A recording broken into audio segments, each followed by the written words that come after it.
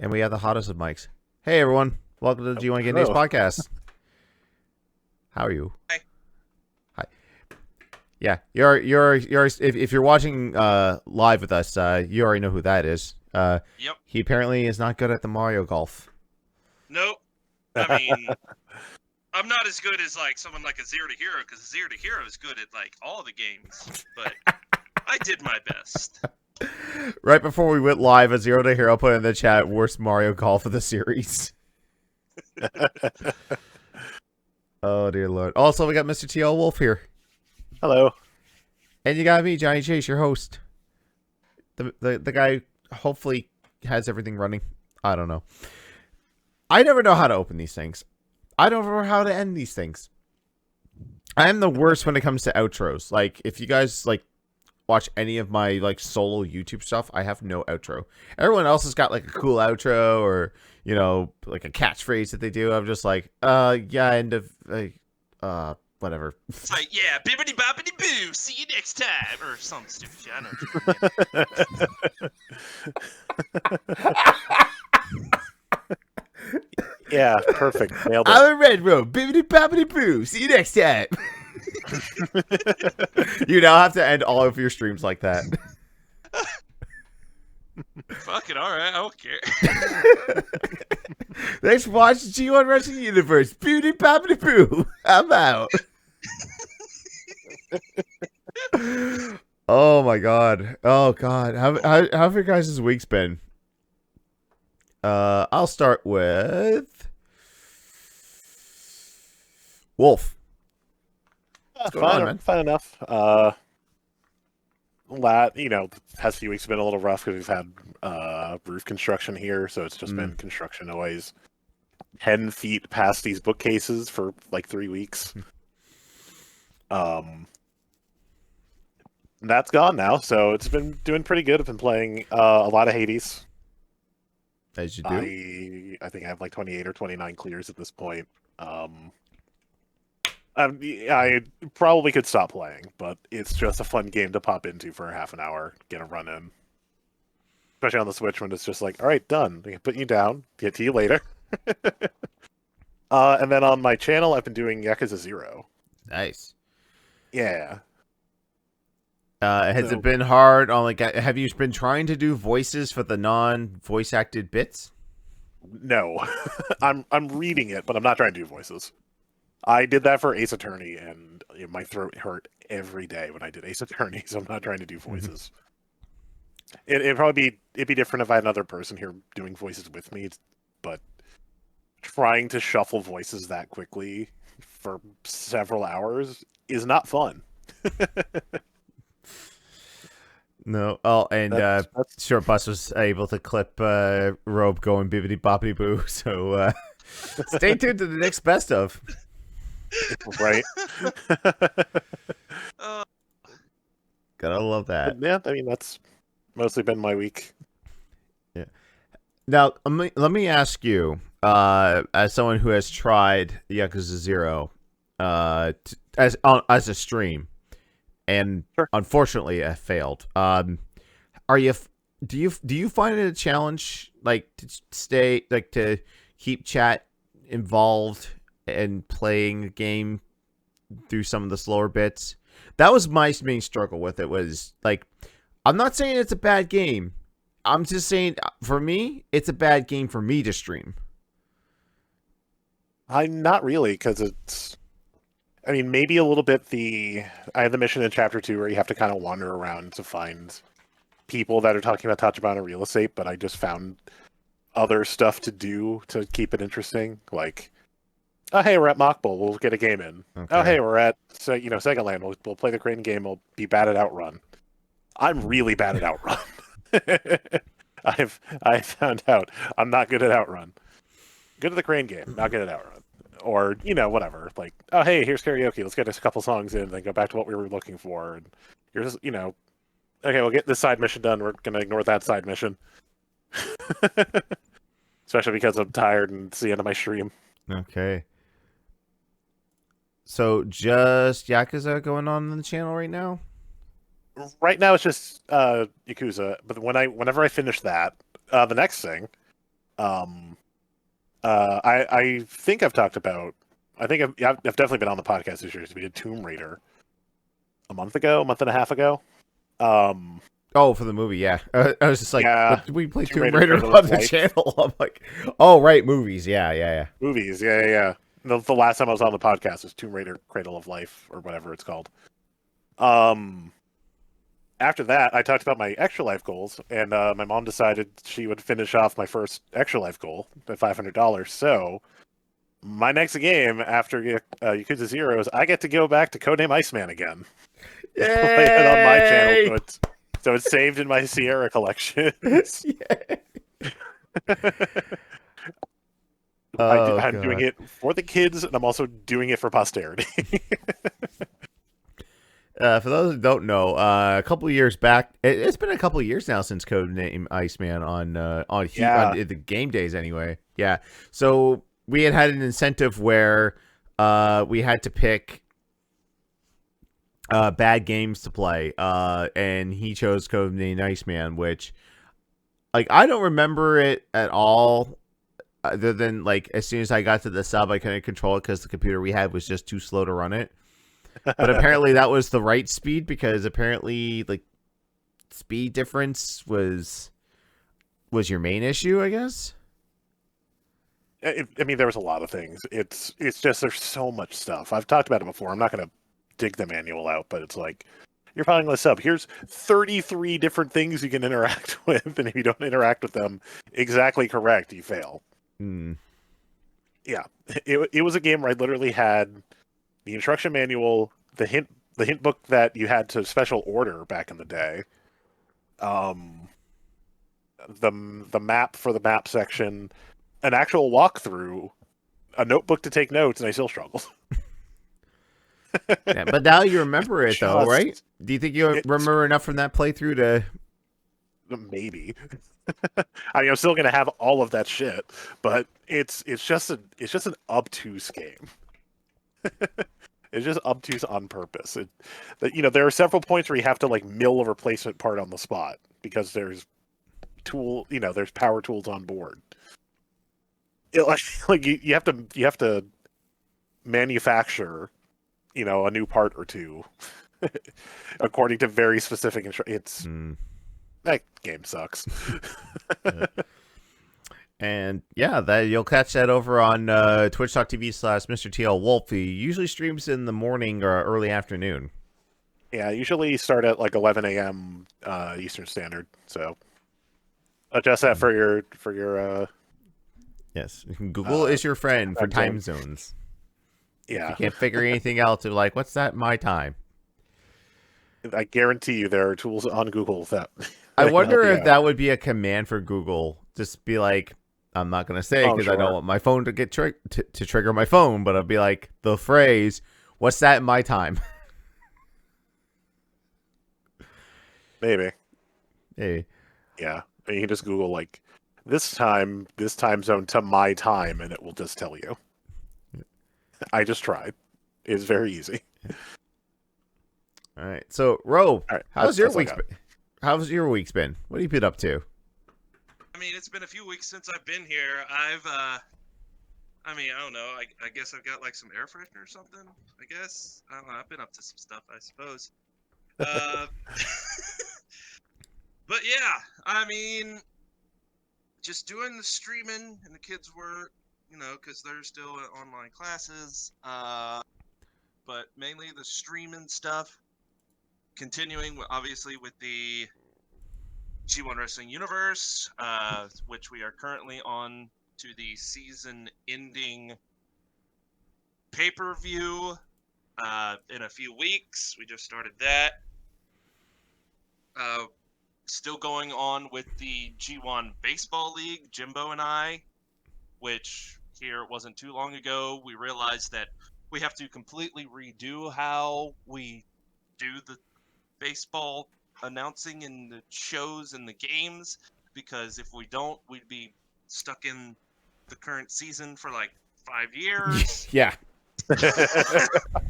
So yeah, we're doing that, and I mean we're basically going through picking and choosing like the games we want to see, and if you're in there in chat, if you're watching live, you get a voice as well. Like if you want to see the core pirates take on the achievement hunters, be like, I want to see that game. It's there.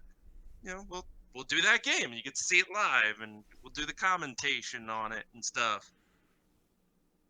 And then, of course, the biggest thing that happened is, you know, the whole big reveal, and it's now going on its second week just recently.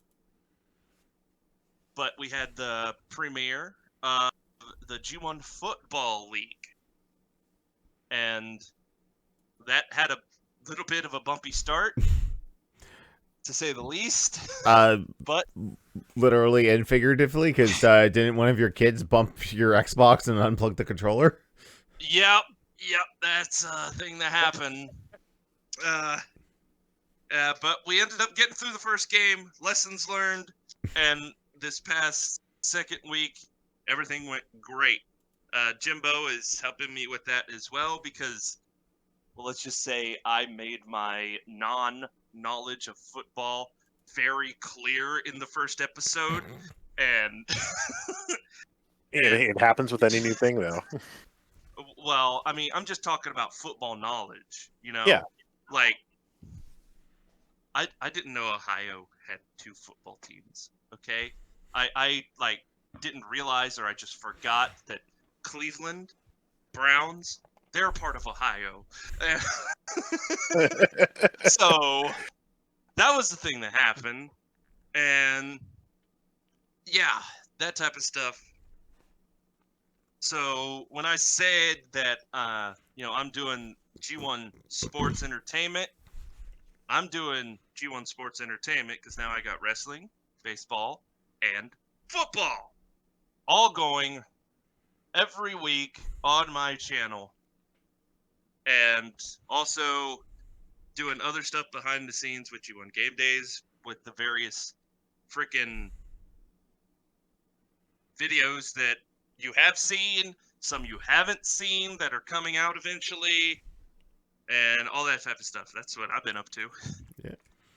And if you want to Some spot, good stuff. oh yeah, if you if you want to see any of that G1 sports entertainment stuff, that's over on twitch.tv/redrope, which goes in the evenings. Yeah, I guess we can talk about that because that encompasses my week as well. Yeah, so the last couple of weeks here, like actually for the last like 6 or 7 days, like I went back to work the other day. I had like my manager somehow got me like 6 straight days off. And it was like, he's just like, do you want more? Like, I can book you an extra shift here. And I'm like, you know what? I'll take the hit.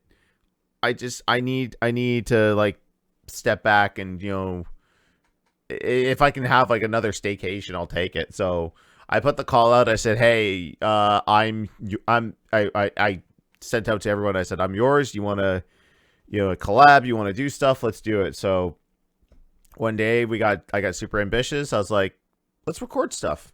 So some of it you've already seen. Woody Man actually put the boot block command in the Twitch chat if you're watching live on Twitch with us right now. We recorded a couple of more game shows because we always have fun with those. We did Family Feud on the SNES, and today was the release of Wheel of Fortune Nintendo 64. Fortune on the SNES. Family Feud. Family Feud on the SNES, I mean, yeah. I typed in college student, and that was like the first like PNG transparent file it gave me. It's like, because like we had 2 questions in a row about college. Yeah, like, that was what the whole fuck. Thing. I look at the back of the box. It said 4,000 questions. So I was like, okay, how many of these involve college? We also got other stuff on the backend as well. Coming up in a few weeks, actually. Yep. Because there's that one event that tickets are maybe going on sale this Friday for. I don't know. They might get the ticket sales might get canceled tomorrow. I don't know. The WWE's been pretty wishy-washy about how many tickets they're selling or when they're selling the tickets or how many people they're allowed in the arena or how many they want in the arena. It's going to be a weird Mania. Which will be live on the Peacock Network. We talk about how weird that is that the U.S. is canceling the WWE Network. Like the WWE Network is getting canceled in the U.S. a week before their biggest show, and forcing everyone to go to a different app. Yeah, it's a choice. Yeah, I just got a freaking email saying, "Hey, we're moving." It's like, "Hey, that's good for you." Let me just get a new email. Let me use my ExpressVPN to pretend I'm in Ireland and keep the real network. It's not like us Canadians have been doing that for years. I was reading this thread where someone was going, it's like, goodbye WWE Network from a Canadian who pretended to be a United States citizen to get your real network. And then someone replied back to him saying, oh, it's not that bad. It was this. You could still get it through this and watch it too. No, it's still bad here. Because in order for Canadians to not backdoor and get the WWE Network, we have to have a cable provider. And you have to buy the network from them. Because Vince McMahon made this crazy deal with Rogers. And then found out, you do realize you made a deal with a cable provider that operates in 2 provinces out of the 10 that are in this country. So you just basically cut the nuts off of everyone else in the country. It's like, what? So all the other cable providers across the country have to lease the network from Rogers. It's a 10-year-long deal that they signed, and it's so dumb. And you have to get, and a lot of people are like, well, I don't want television. And it's like, well, I guess you can't have it. So we're like, all right, VPN, just get it through there. And the shitty thing about that too is that it's more expensive in Canada. Like, you hear the adage, oh, $9.99 Marl, oh, $14.99. Ouch. Yeah. Well, our dollar sucks. We have to pay more. I swear to God, Canada has an entertainment tax. We just pay more because, next gen games here are $100 taxes in now. Yeah. Instead of the $91.99 they originally are. I mean, the head of 2K said everybody was ready to pay a higher price for next gen games. I mean, that's all it is. You're ready. Okay. I'm ready for next gen games. I'm ready for the current gen, let alone the next gen. Exactly. Yeah. It's so funny they didn't do it with 2K20. They didn't do it with Battlegrounds. Oh god, Battlegrounds. At first, I was like, "Oh, this game's not bad," and then I kept playing it, and I was just like, "Oh, this is all there is." Okay. It's like, yeah, but we add nondescript basketball player to the game that may or may not be LeBron James. We add nondescript football player that may or may not be Gronkowski. We call him the Gronk. Oh, it's not Gronkowski, it's the Gronk. It's distinctive enough. I'm sure he has the copyright on Gronk as well. But as far as me and streaming goes, just looking at, I always do this as I forget the dates when I was playing stuff. I finished up Shadows of the Colossus.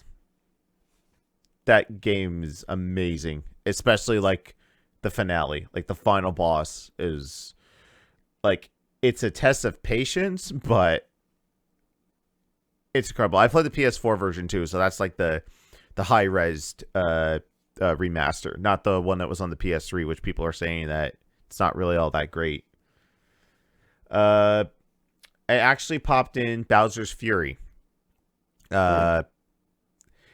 It seems to, it's criminally short, but then again, it's a tech demo to show what the next Mario could be, which it looks like it would be the mechanics of 3D World with the collectathon of Sunshine. Or sorry, not Sunshine, Odyssey. Well, I mean, Sunshine also kind of applies because they're cat shines that you get. Yeah. But it's a lot of fun. I will say though, it's pretty funny how there's like there's two songs in the game that are very Final Fantasy inspired. So while you're playing the game, everything's all nice and sunny, and then eventually, like I don't know if it's like a background timer, but like Bowser like gets like the goop on him, and then he like turns the world dark, and it changes like more of the dynamics. And then there's this rock tune that sounds like Jet's theme from Final Fantasy X, that heavy metal song.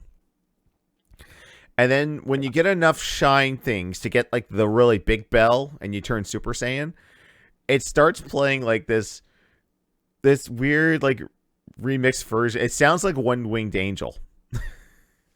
with the chorus doing the not the Sephiroth part, but like the da da da da da da da da. It starts doing that, and like Melanie made me laugh because I was telling her about it, and then she just yelled out, "Bowser off!"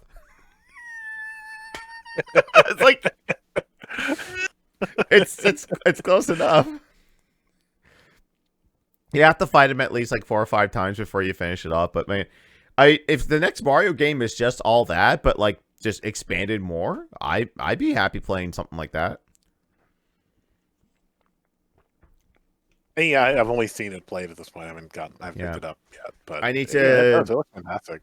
I need to eventually play through the world again, but we are still debating as Game Day hosts how we're going to do that. We're thinking of a stream or YouTube.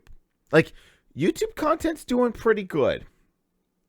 I think we're hitting our stride with like not just throwing up like raw stream footage, like just cherry picking stuff. Like eventually I would love to get the last race we did in Wreckfest, where it was just that pile of buses at the end. Yeah, I'd love to make that a video and throw that up on there. I think I might have I'll double check. Go ahead and I'm pretty sure it's been highlighted. Chat. I think I did specifically go in and highlight it. Yeah, because it was like, we need this as a separate thing. Yeah. So one of the other things I did on my channel is every Monday I do like I focus in on Extra Life, kind of like how you do it all the time, Wolf, but you put a bigger emphasis on it, like Eric does on Fridays with Fundraising Fridays. Yeah. So I do that on Mondays, and one of the goals is already reached, where I do like $100 intervals. So I do like a good game, then a bad game. And I started playing through the showcase mode on 2K14, which is like 30 years of WrestleMania. So you just like, you redo all the matches that you can anyways, depending on who they had for the WrestleManias. That was a ton of fun. Also too, because, 2K games are still just super glitchy and and going through all those. So that was a ton of fun. I finished it up last Monday, and my buddy Gabe was over. Hadn't seen him since like the last time we were in a good position with COVID. So he came over. We played through all the PG era manias, and then we had a few matches there where we threw a ladder outside, and it just like was floating in the air for like a good 5 minutes until we walked up to it and looked at it funny. Then it went. And then Woody Man and I played through Resident Evil 5. Which, how'd you like it? I liked it a lot. Like, I never grew. I grew up in that era with like the tank controls. I played a little bit of 3, but I was never like this. Like Resident Evil never really like hooked me and was like, yeah, you need to come play this. I know a lot of like the purist scuff at the like 4, 5, and 6 because it's more action oriented, but I liked it. Like I thought it was a lot of fun, and there's that moment that is infamous with one of our other hosts, Tom the Iron Man, that I was trying to avoid, and it ended up happening by pure accident because I was not trying to fail the QTE. Oh yeah. Yeah, so that happened. That was fun though. Woody and I Friday, I think we're gonna attempt to do Lost in Nightmares, the Jill and Chris DLC. Play through that. I think there's another one, but we'll see if we have time or not. Going through my list here, yeah, that's basically it. Yeah, Shadow of the Colossus, finished that. Bowser's Fury, did that in one night. And then Resident Evil. And with Melanie there, we beat Lego Indiana Jones. We finished up Last Crusade on the Friday, which I love how they got around the whole like Indy's dad getting shot and you had to like take the Grail and save him. With Lego, it's just, oh yeah, I'll still shoot him, but like, oh yeah, the legs are separated, so go get the Grail to put them back together. And I love I miss the days where they didn't have voice acting in Lego games because they had to emote the thing more. Yeah, and I mean, voice acting is fine, but it just felt more creative when they actually had to like, they had to mod the gesture so you got the gist, like, Vader taking out a family picture of him and Luke and Pat, like, with him and Padman going, "This is hey, we're." There's actually some really. This is me. Yeah, there was actually a moment in Last Crusade where you go into the room with the Grails, and then there's the knight that's guarding it. The shadow looks like Vader, so when he pulls out the sword, then the camera pans around, and then you see it's the knight. There's a lot of like Star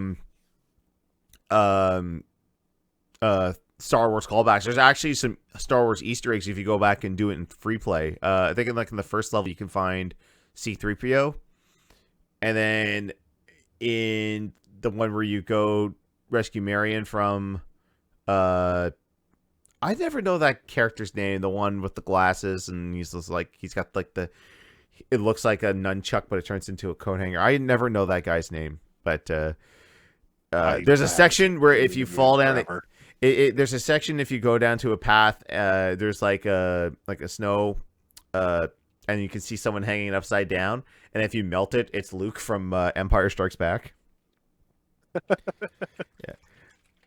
Yeah, because both Lucas games or both Lucas properties technically. So, and I think Indiana Jones is in Lego Star Wars Complete Saga. If you like do everything, you can unlock him at the end. Oh boy. Yeah. So it's a ton of fun. I have no idea what we're gonna play next Friday. It's always up in the air. She's just like, "What do you want to play?" I was like, "It's your stream. You pick it. I'll play it." Yeah. So as I mentioned before, guys. Oh, have you guys played that one Tomb Raider like co-op top-down game? Yes, we've done Temple of Osiris. We have played that. I feel like it's something Osiris, but I couldn't remember exactly. For some reason, I just remembered it was something Osiris. Oh God! Right. Thank you. Because I remember they fucking put Lara Croft in Fortnite recently, and that just got me thinking. You're talking about date night, and I was like, no, she likes that. I wonder if you guys have ever played that. But yeah, okay.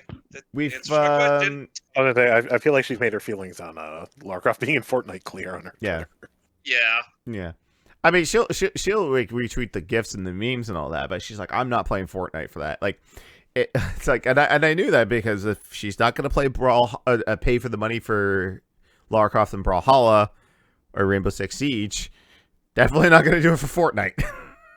I mean, they put like Predator and Aliens and all this other type of stuff, and Max, he still won't touch the game either. So. Well, Max has said that like Epic had approached him to like do like sponsored content when Ryu and Chun-Li came out. They're like, yeah, we know you're a big fighting game fan.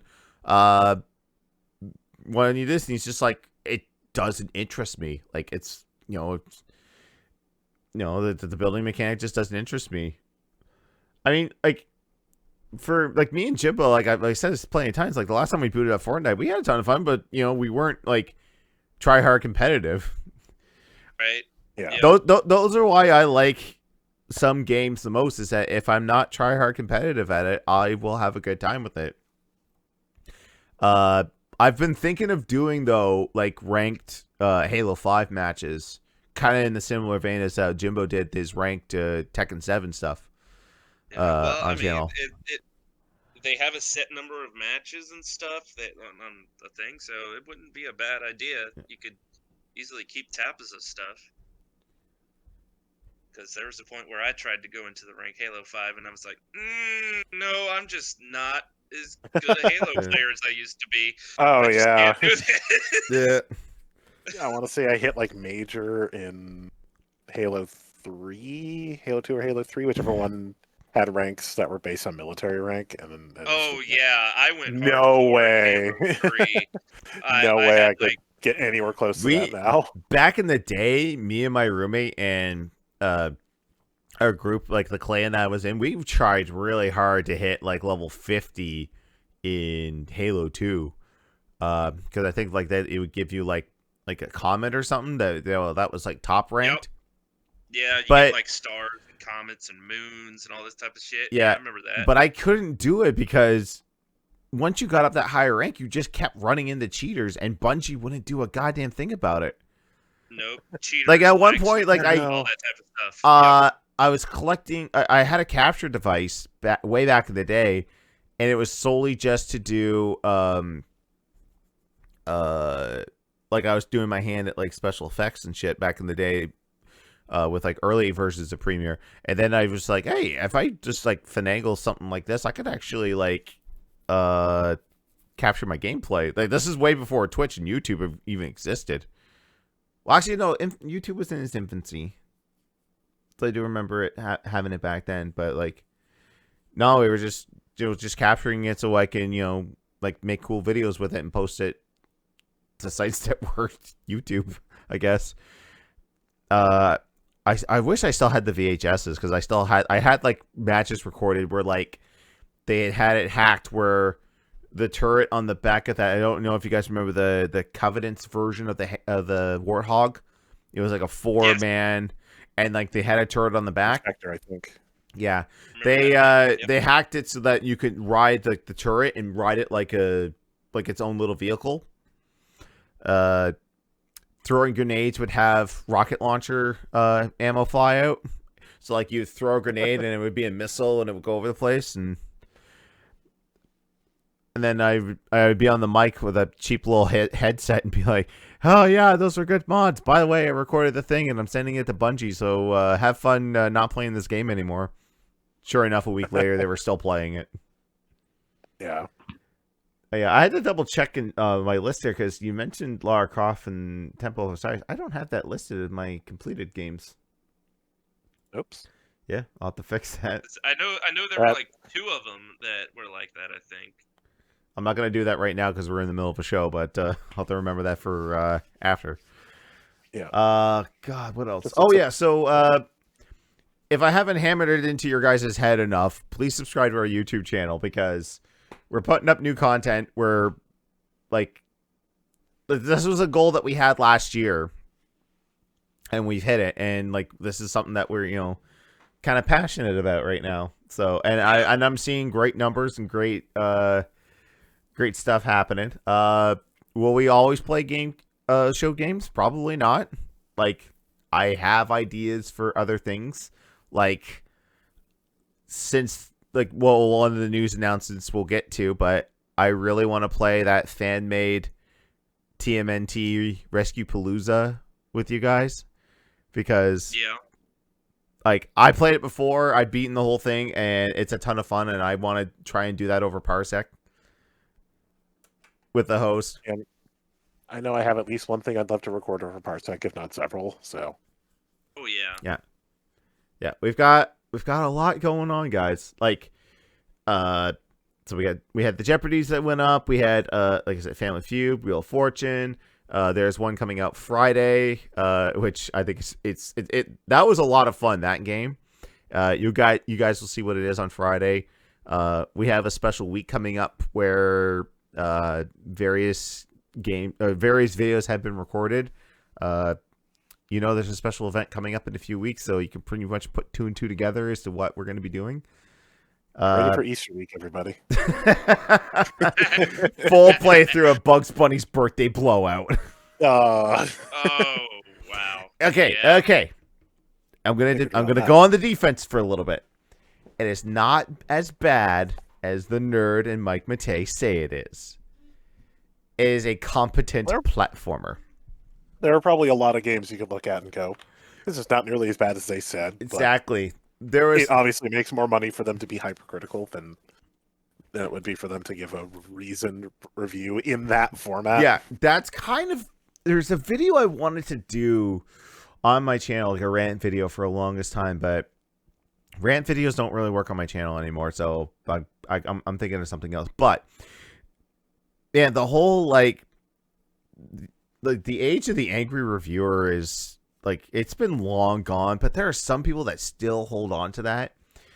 Oh, yeah. I out of morbid curiosity, like, looked up Doug Walker, and I guess this month he's doing the Terminator movies, and he did Terminator 2 Judgment Day, and the crux of the beginning of the episode was him talking to one of his actors pretending to be a psychiatrist, going, it's like, this is such a well-loved movie.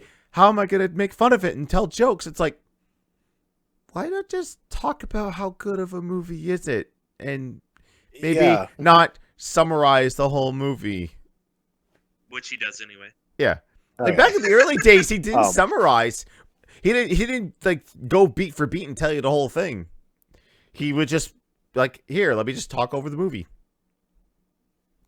Which, I mean, there's nothing wrong with audio commentaries, but like that's not a that style review is not a review. It's just, I'm just gonna tell you everything that happened in it and make little snarky comments every now and then. Yeah, a review doesn't spoil unless you specifically try to spoil it. Like, full disclosure here, like, we are going to, for tonight's movie, not try and spoil it because it's a newer movie. Yeah. Like, these two here, prior to going live, told me that they've got strong opinions, maybe. So we'll see. I mean, I have one, but it's very spoilery, so I'll probably save that one. Okay. Just like actual like Monster Hunter logic that bothers me, but we'll get there. Okay. Yeah, and also, speaking of the YouTube, I know, like, next week, there are 2 videos I made by myself that are on YouTube that just see me getting the... Let's just say it's not pretty what happens to me in these 2 videos. And it all has to do with something that happens next week. And I hope you watch them, and I hope you all out there enjoy them. And if you're not a part of the YouTube, be a part of it so you can watch those and all the other good crap, since we're, doing the whole. Yeah. And I want to stress this out as well too. You want to be here next week. It's Mario Party hell. Oh yeah. 50 turns in Luigi's engine room. It's going to be myself, Robe, Jimbo, and Reset Patrick, and you guys will be able to fuck with us. Yeah. Like, have we put out what those are, or are we waiting for that evening? We haven't put out the dollar amounts, but in the video I do say that it's, you can sandbag, you can help the person in a mini game, and then the penultimate one is steal a star or skip a star. Yeah, skip a star. Yeah, skip a star. Yeah. Dollar amounts will be announced during the stream. Like when we go live, it'll be on there. Which I gotta get that layout done for it, because I gotta get my webcam, Jimbo's Reset, and we'll have a GIF. I kind of wish for Robe that you had the VTuber thing already, because to see like a little like wizardry person going back and forth freaking out when someone fucks him over, that would have been the best. Well, I mean, if you want something like that, you gotta. We're raising money for Extra Life to make that happen. It's 5,000. Which I think we ain't gonna have any problems hitting that.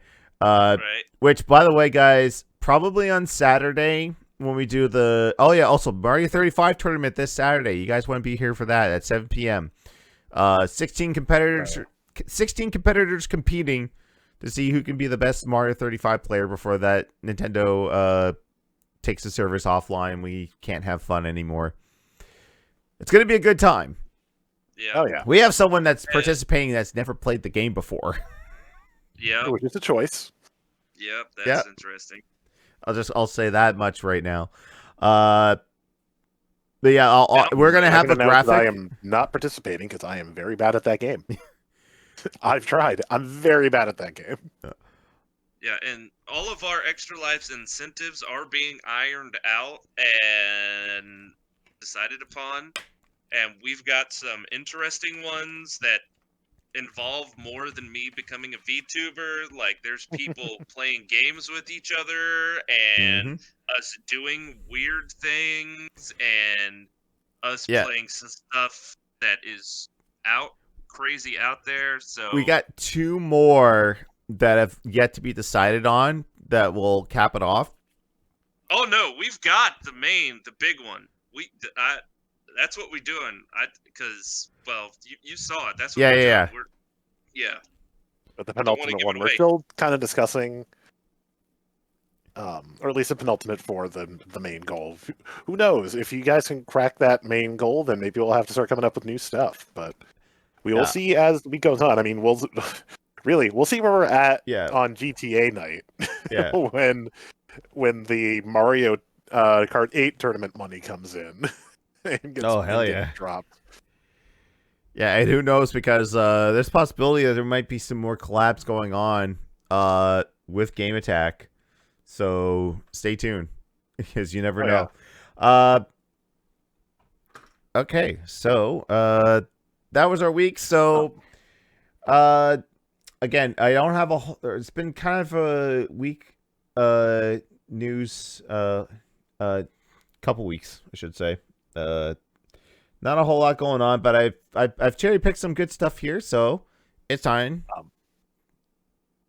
Yeah. Sorry, there was just one thing I wanted to throw in. We don't talk current events that often. We tend to stay out of that space, but yeah, I just want to throw out in this. If anyone at G1 Games disagrees with me, let me know ahead of time.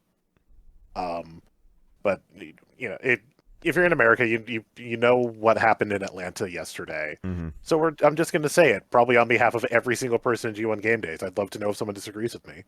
White supremacy can fuck off. If you Exactly. agree with what that person who we will not name did, get out. Leave. We don't want those people here.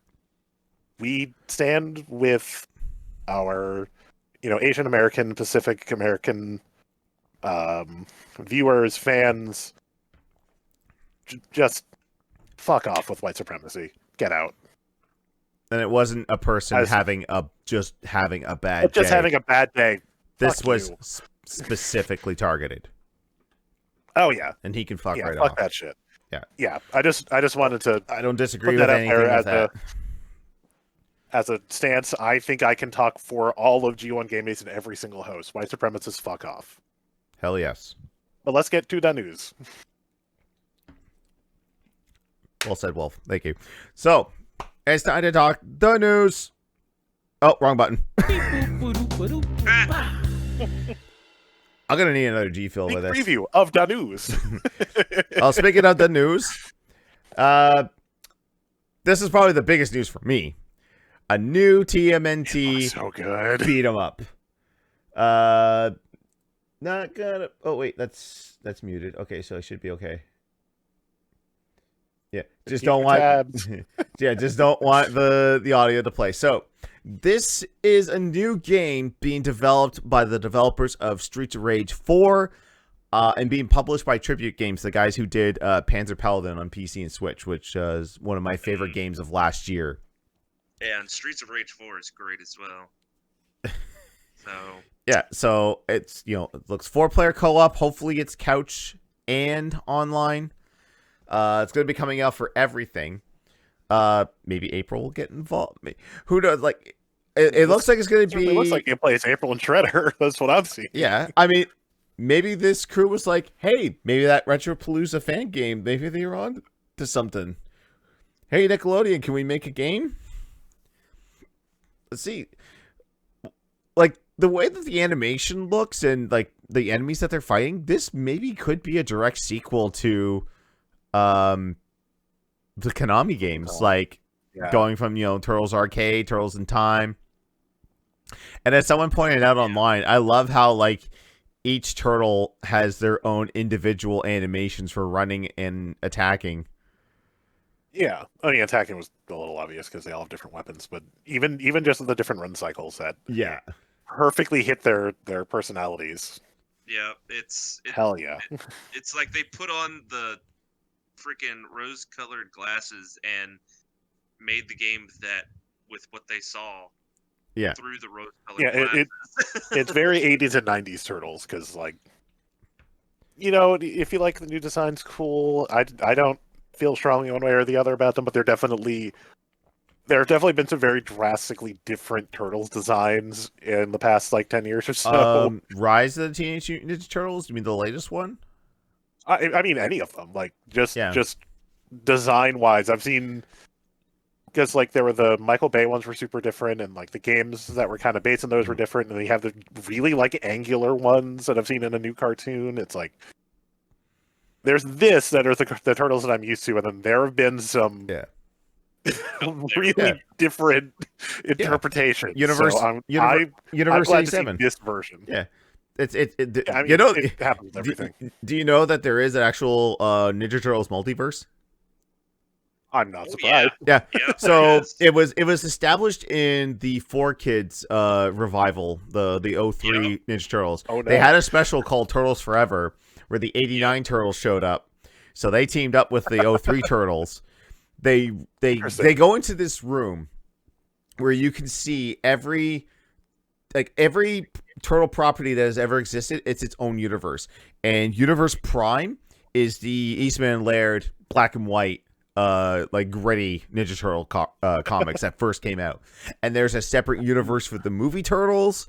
There's a separate universe for the Saban Turtles. The turtles that gave us that had Venus, and then they teamed up with the Power Rangers in space. There's one for the anime turtles, the ones that had like the mutations, and then they turned into like Sentai characters, and then they merged into one character.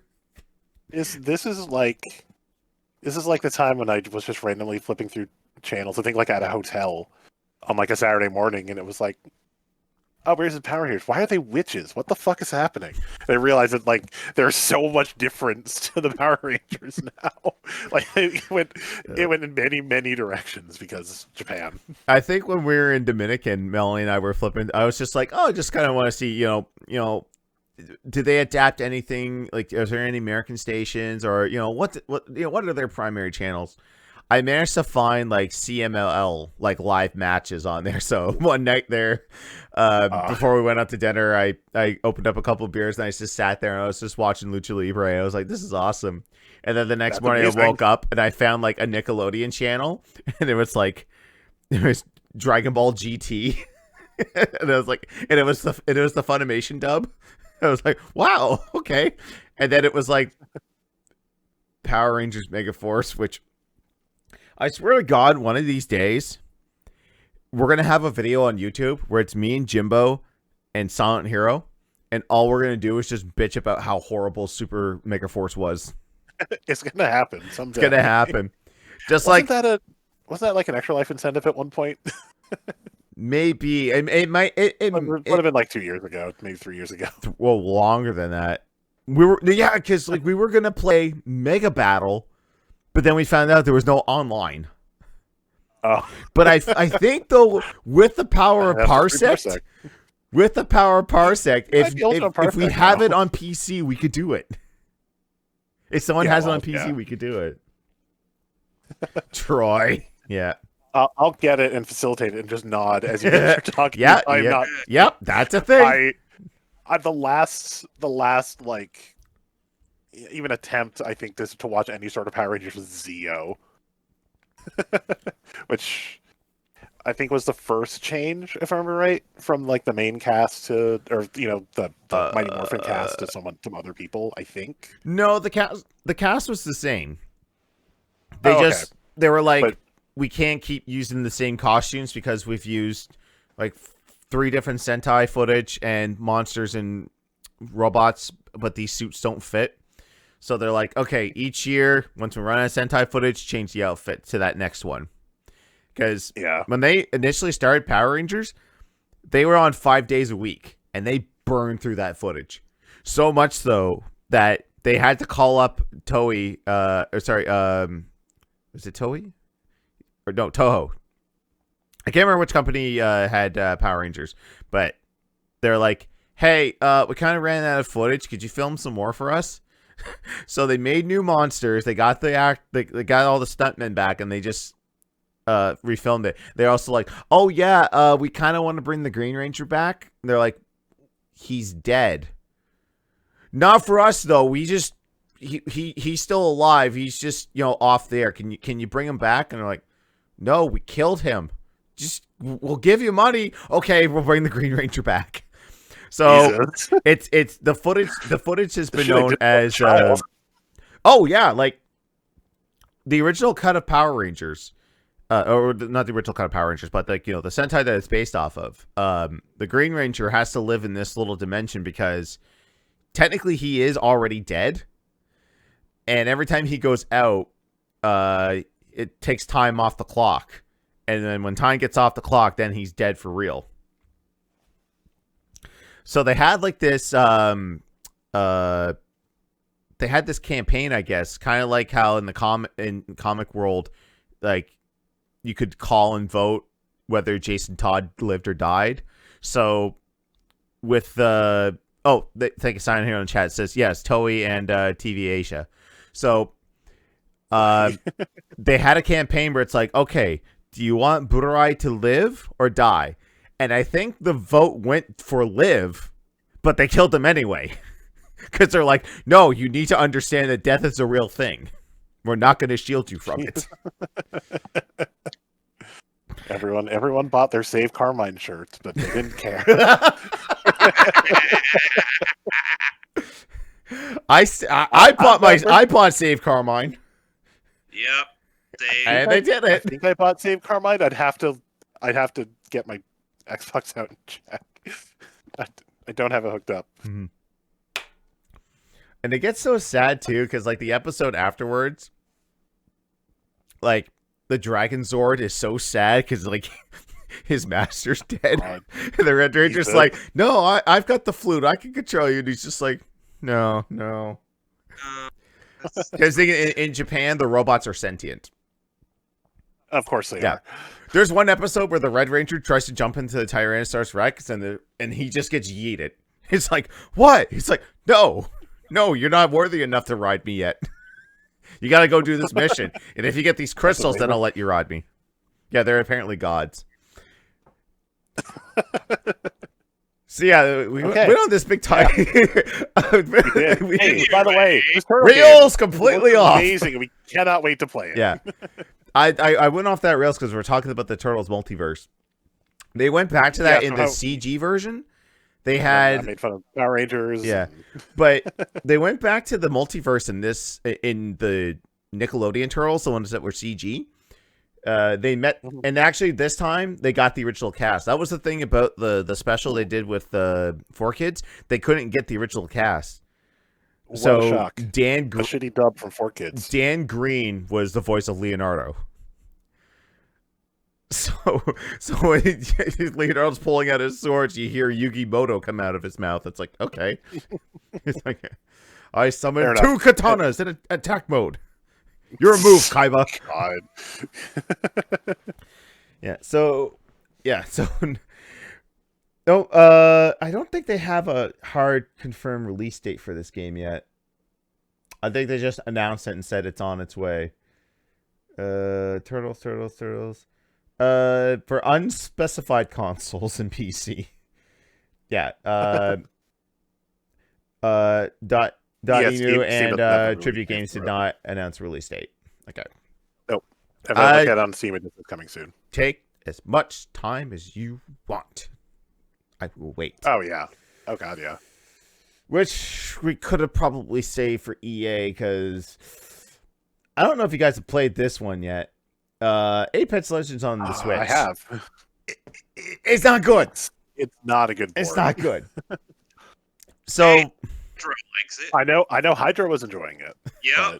And We were doing good the other night when we played it. You know, if we didn't win, they were getting like top 5s and stuff. Yeah. But yeah, it's not a good port. No. it's No, not. I bet you, Rob, you had No. to like shout at Hydro to tell him where everything is, because on his Yes, view, yes. it's like, Oh my God! He got like a sniper rifle and other scopes, and he couldn't see anybody. He was like, "Yeah, they're just like pixels. I can't really see anything." And It looks like Apex Legends Mobile. It looks like a mobile port. And I mean, I know the Switch doesn't have the computing power of an Xbox or a PS4, but they why does it look like a PS2 game? They did it dirty. Yeah, like the polygon count is so low. Like there were some points where I was like trying to climb up. Yes, it's giant surprise. Johnny's playing a BR game. Like I was morbidly curious. Well, I had to check know. for science. It was funny too. They actually made me do the tutorial again, or actually make me do the tutorial. They didn't make me do it for the first time, but this time they're just like, oh yeah, here's how you do everything, and it just doesn't. And the other thing too is that there's input lag. There's like 100 to 200 milliseconds of input lag. I'm like, I'm moving the stick and it's like half a second. I'm moving. I'm like, what? I wish there was like some. It's really poorly executed. There's our RGT 85's review of that, but the saddest thing is the UI is really chunky. Yeah, like they definitely made the UI really big. It's more noticeable on handheld, but and the thing it's too is like large. if you're like, let's say you're rating a coffin or a crate left by a dead player, like it's hard to see where everything is linked up to, because like it's just a slightly different shade of white for the item that you select. And the thing that baffles my mind is that this like the people who handled the port are the same people that did Doom and Doom Eternal. And those ports are actually like competent. And I don't understand what happened. It might be like the engine or something. Who knows at this point? It definitely seems poorly optimized. Yeah, like it's the big thing. It just if all you have is a Switch, I mean, you can play it, but it is absolutely not recommended. No, they actually recommend that you make it when you party up that you only play with other Switch players to have an even playing field. So you're playing against someone on PC and Xbox and PS4. They're gonna be like, oh, we can see you. It's like, I can't see you. You're just like a little gray blob. Like popping. I mean, on the other hand, I've heard like 10-minute wait times to get into a game if you're only playing with other people on Switches. Jeez. Because no one's playing it either that way. No. Like so they did it, but someone was asking too. It's like, well, how's the port on like asking about other ports in comparison? Like, it's like how's this compared to like the Switch port of Overwatch? I'm like, I don't know, because I don't play Overwatch on Switch. I haven't played Overwatch in like 4 years. Like I can't tell you that, and I don't want to invest the money to research that. I don't even think I've actually looked at Switch footage of Overwatch. I mean, I could probably go to Digital Foundry and have a look, because they'll probably have like a little graph and show you. I watched an IGN review. Like, they compared Apex running on just base PS4. It's at 30 when you base jump, but then it locks back into 60 as soon as you land. This is just 30 on drop-in, which, like, it's just a green and brown blob. When you hop out, like, you can't make tail anything. It's like, I was like, okay, where are we dropping? That gray blob or that brown blob? But then when you get into firefights, it drops down to 10. Yeah. Like, it's unplayable. I don't know if they can patch it or do anything else, but it's really bad. So yeah, if all you have is a Switch, I'm sorry. Yeah. But then again, like if you're seriously It's- considering playing this game, that you're not playing it on Switch. no. No. It's definitely. I don't know who this port is for. Because like Yeah, I've you've seen delivered other. an inferior experience for this game. I've seen- and made people wait for an inferior playing experience for this game. Insert Mr. Krabs because of money. Hello, Because I like money. money. Yes. Yeah. Donut says in the chat, he's like, I'm sticking to the Xbox One version. Yeah. Same. Yeah. Mostly because that's where all my unlocks are, but Exactly. also Yeah. because it's port is garbage. All right. So, this I found kind of interesting.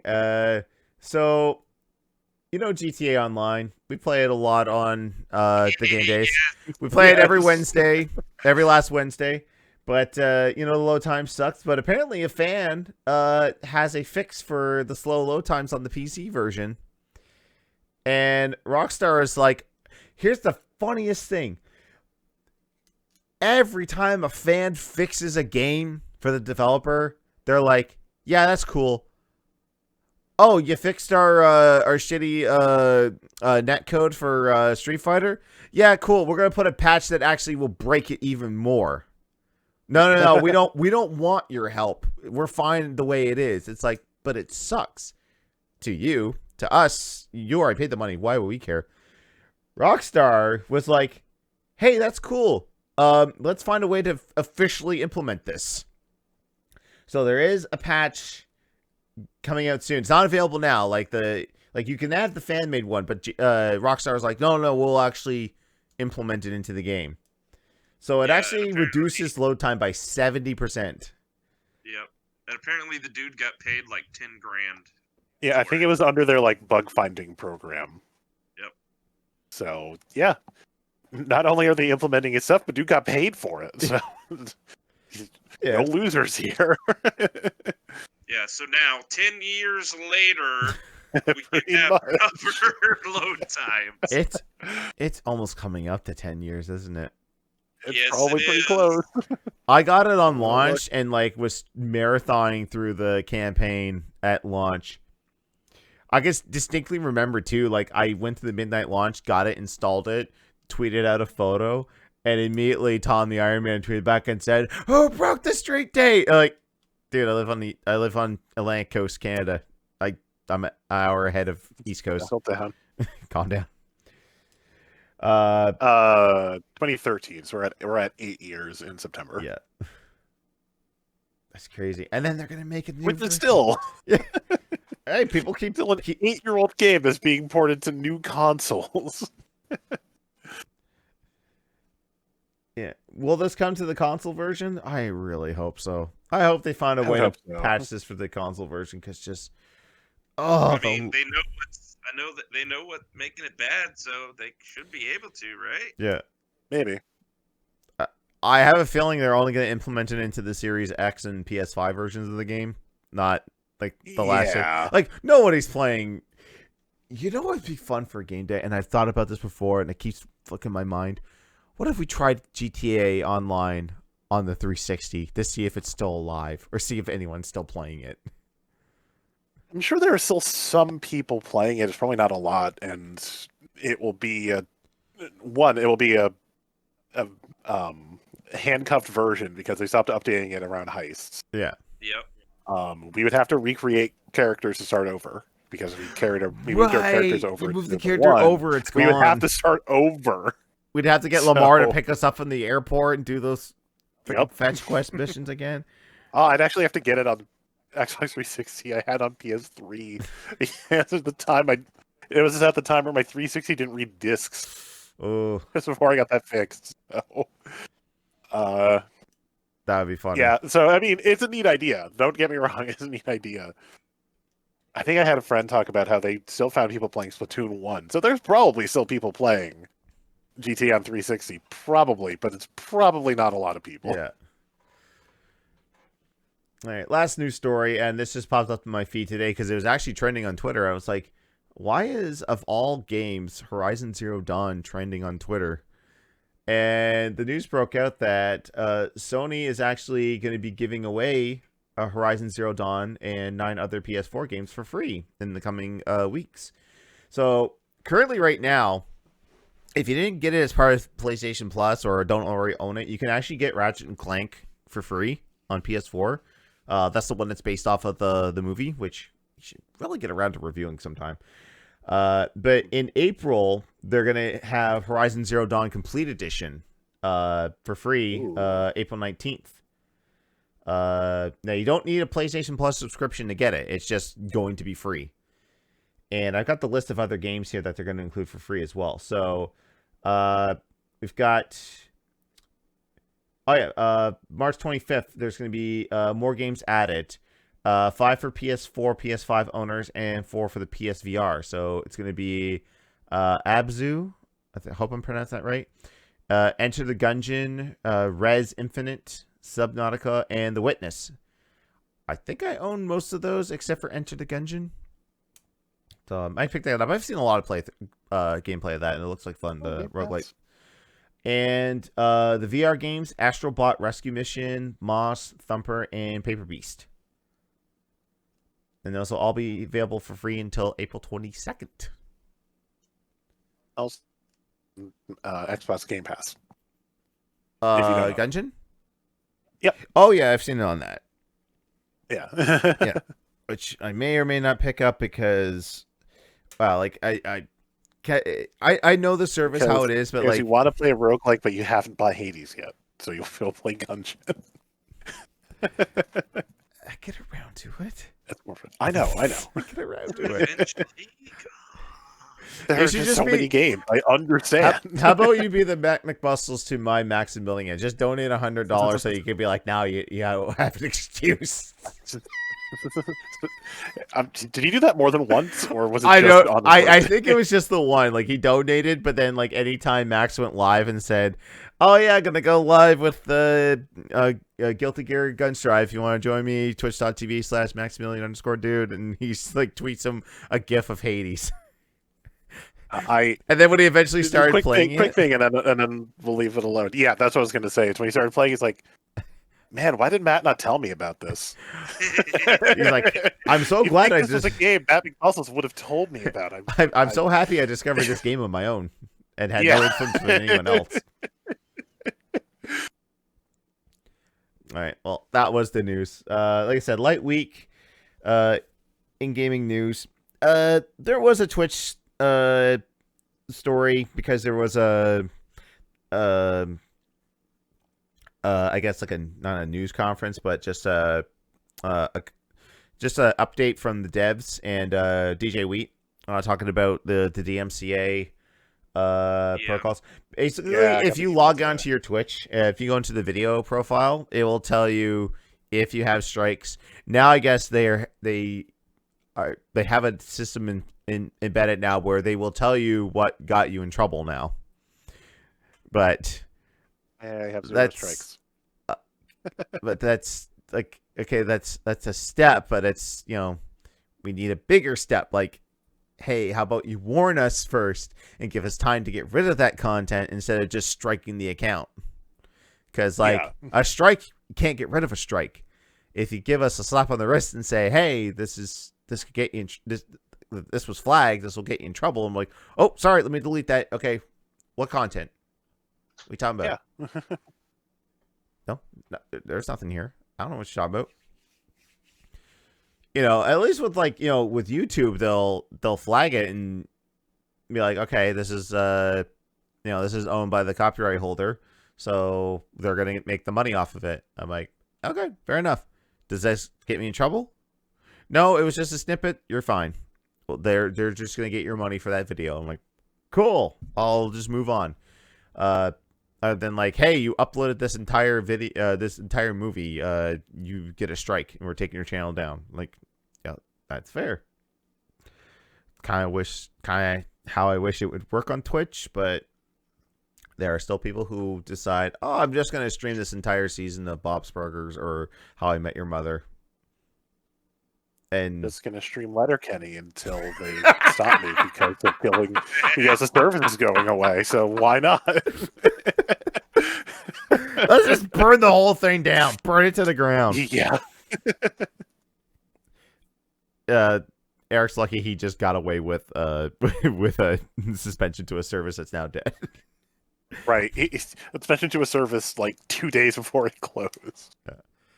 Oh, I still have it on my phone. I still have the Mixer app on my phone. I definitely I know. can't. I don't know. What just even happens if you open it? Oh. I have to know. I've done it several times on the podcast. I'll do it again. But yeah, you open it up and it just says, "Thank you for your love and support. Thanks to the amazing community and partners. As of July 22nd, Mixer service has closed. The Facebook gaming community invites all Mixer viewers and streamers to start streaming or keep watching the amazing Mixer streamers who are dedicated to make Facebook gaming their new home." And then there's a tiny little button there that says, "Go to Facebook gaming." Fair enough. Which I had on my phone, but I took off because I was getting too many alerts. Oh yeah. I think Instagram is the only Facebook thing I have on my phone, like as an app. I still have Facebook on there just occasionally. I at this point right now, I'm using it for Marketplace because I can IO back to the government is creeping up, and I'm just using it to see if anyone is interested in buying crap. I lucked out. Like I am sad I had to part with them, but I had to sell some of my Power Ranger collectibles. So I sold the Power Ranger weapons, the fold together to make the big gun, the original Dragon Dagger, Ninjor. I know that would hurt Jimbo a lot. He likes doing the Ninjor voice. I'm sure. And then just out of the blue, like he only had enough money to cover that, but I told him, I said, like, dude, like, I'm not a super duper hurry to sell those. Like, I know you're a collector, so if you want them, like, I'll hold them for you. Then he made like a counter offer what I had before, and I was like, yeah, I know he's gonna come back and buy more stuff. Sure. So I made like $180 off of that stuff. So I gave him like the 6-inch figures there. I had the whole set, so I had, all 6 colors. Not the White Ranger. I don't know where. I've never seen that out in the wild anywhere. But I gave him all that stuff, and I was like, so I'm gonna take some more photos because he's just like, when the fiance starts getting less mad at me, I'll buy more. I was just like, yeah, I can't. I say, here's the thing though. I married someone who also collects stuff, so if I buy something, it's like, well, you bought something the other day there too, so can't say nothing. But I think I'm gonna take a photo with and say, like, hey, I told him, I said, I have Lord Zed as well if you want that, and he's just like, oh, I said, I'll hold it for you in 2 weeks. So hopefully I'll make all my money I owe back to the government in collectible reselling and see what happens. Yeah. I mean, like, some game collectors here bought some GameCube games off of me to kind of help out. There were some choice titles too, and they're happy with what they got. I cut them some pretty good broette prices because the channel is run by a husband and wife group, but I never know which one I'm talking to. So when I was just like, I'll cook you with bro prices, she's like, oh, you mean broette? I'm like, oh, hi, Jen. Yeah, broette prices for sure. So we both have our own collections, so yep. Same. I mean, same I've got plenty of other stuff I collect that I can still hang on to. I mean, the beauty thing about collecting is that you're never done. So, oh yeah, and the beauty about collecting too is that if you sell it all off, that means you could just buy it again. You could just recollect it. Like, I can't tell you how many times I've been contemplating just like, you know what? I'm gonna collect retro again. I'm gonna go find NES and start finding cartridges. And then I tell myself, the retro scene is way more expensive than when you started. That's probably a bad idea. Yeah. Okay. Like, I watch old Game Chaser episodes and like people who retro collect like from like 8-9 years ago. Man, we had it so good back then. And I also get mad because I'm like yelling at the TV. I'm like, there is a platinum GameCube sitting there in the sun with a GameCube or Game Boy player, and she's got she's got $20 on that, and you're not buying it. Nowadays, it'd be like Game Boy player, no disc, $100. So like, ah. Yeah. I mean, I miss where I could just drop like $10 and get a weird, sort of common SNES game from a local store that I guarantee would be way more expensive if I tried now. Every year around Labor Day. Hell, even like Super Metroid, I think I only paid like 50. 50? It'd lose. Jesus. Up Yeah. here, it's like Yeah. 70 or 80. Yeah. Damn speedrunners hoarding all the copies. Right. That's what it is. And with Melee, that's the reason why it's so expensive, because all the competitive players are holding all the discs. I don't know. Maybe. Well, I mean, GameCube over the last year shot up really high because of COVID. Because people are like, I'm bored, nothing to do. Hey, let me just go on eBay and buy GameCube and some games. And people are like, oh, people want GameCube games? Well, I've got a gold mine now. Side note, and then maybe we should start talking about the movie before this goes like 3 hours. Yeah. Did you see the story while we're talking about speedrunners? Did you see the story about how, like, if you smudged ketchup on a specific part of your SpongeBob Battle for Bikini Bottom disc, it allowed you to clip through walls easier? So it was like this debate of like, is this viable? Does this work? And it's finally like, yeah, we're not going to destroy our games. The point of speedrunning is preserve the game. But it worked, I guess. This reminded me of the Game Attack stream where Like, kinda. it's reminding me now of the Game Attack stream where Skyward Sword kept fucking up, and someone's like, smear peanut butter on the disc, that'll work. And it's like, we just ruined the disc and maybe even our Wii U. I think the Wii U is fine, but like, yeah, whoever suggested that, no home remedies for that. No, I was gonna say before we move on, one more thing. I'm reminded every Labor Day of how good I had it. I bought a lot off of a girl for $50 that had 2 NESs in it, and like the creme de la creme of games, like Ninja Gaiden 2, Castlevania 3, Mario 1, 2, and 3, with like it's a label variant. It had like the Nintendo Entertainment System red label at the top of the Mario 3. I've never seen that before. Mega Man 2, 3, 4, like, and I paid $50 for the whole thing. I'm like, I will never get a deal that good ever again. Yeah. Like 50 would just get me the console now and no game. It's like, oh, you want Mario Duck Hunt? Yeah, throw another 30 on that. Like, god damn it. Yeah, that it would have been like $10 maybe for like Mario Duck Hunt. I mean, the best deals I found were just finding random controllers in a controlled, a console but no cords for just an NES at my local Buy the Pound. So, I paid like 29 cents times whatever it weighed for like that, both zappers, a regular controller, and like a weird third-party controller. Just, if you've never seen a Goodwill Buy the Pound or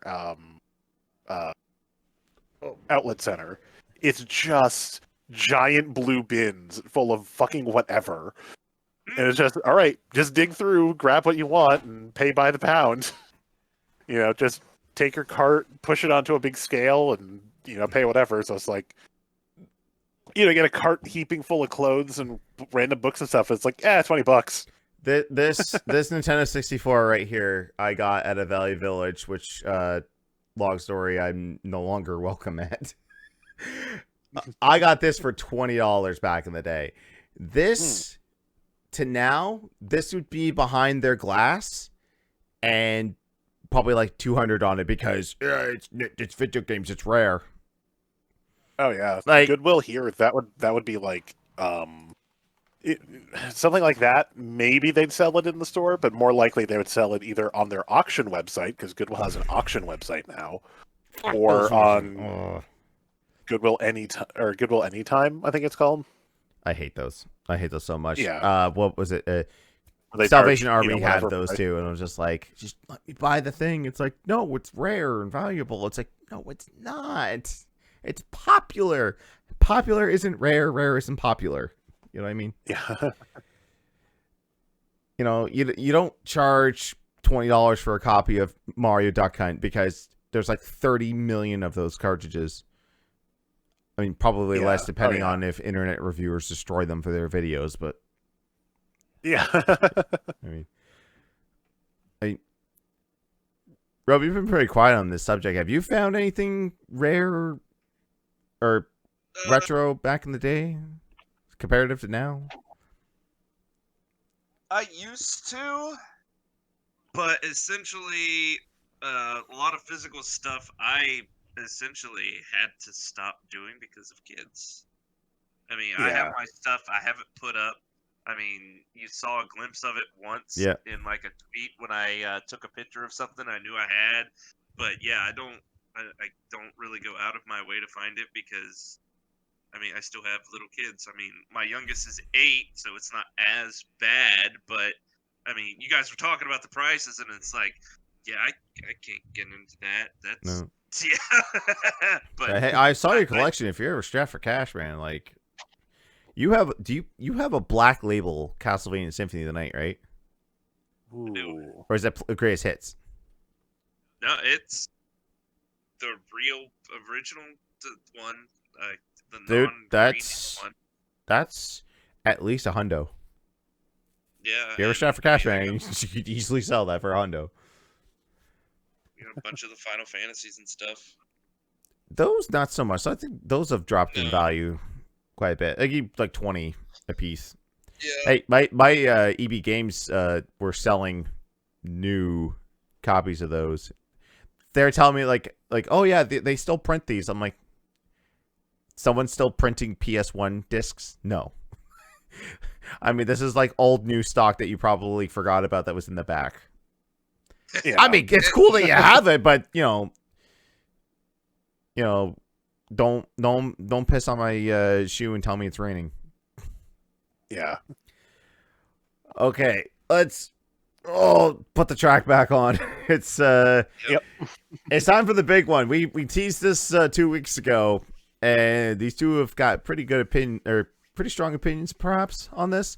It's time to find out if Hollywood can replicate what game developers put on the small screen to the big screen. It's time for Video Games, the Movie, the Game, the Review.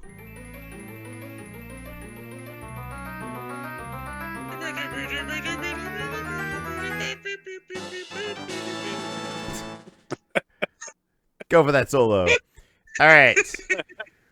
And I'm not playing the trailer because it keeps getting copyright claimed every time we put the video up on YouTube, so you just get the picture. So, I got the wrong poster. You're supposed to put Mila Jovovich Monster Hunter. It's not just called Monster Hunter. It's Mila Jovovich Monster Hunter.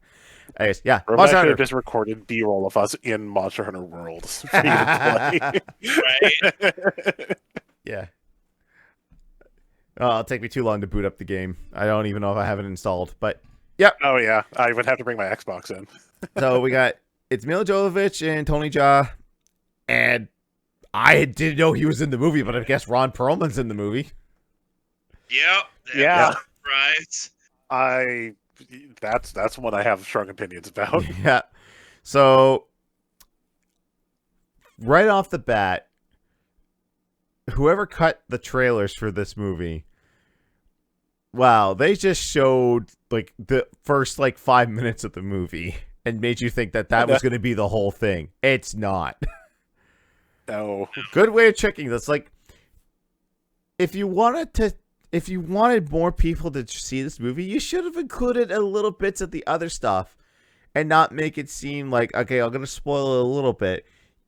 When you watch the trailers, you think it's going to be the army least that brats first teaser. for the majority of the movie.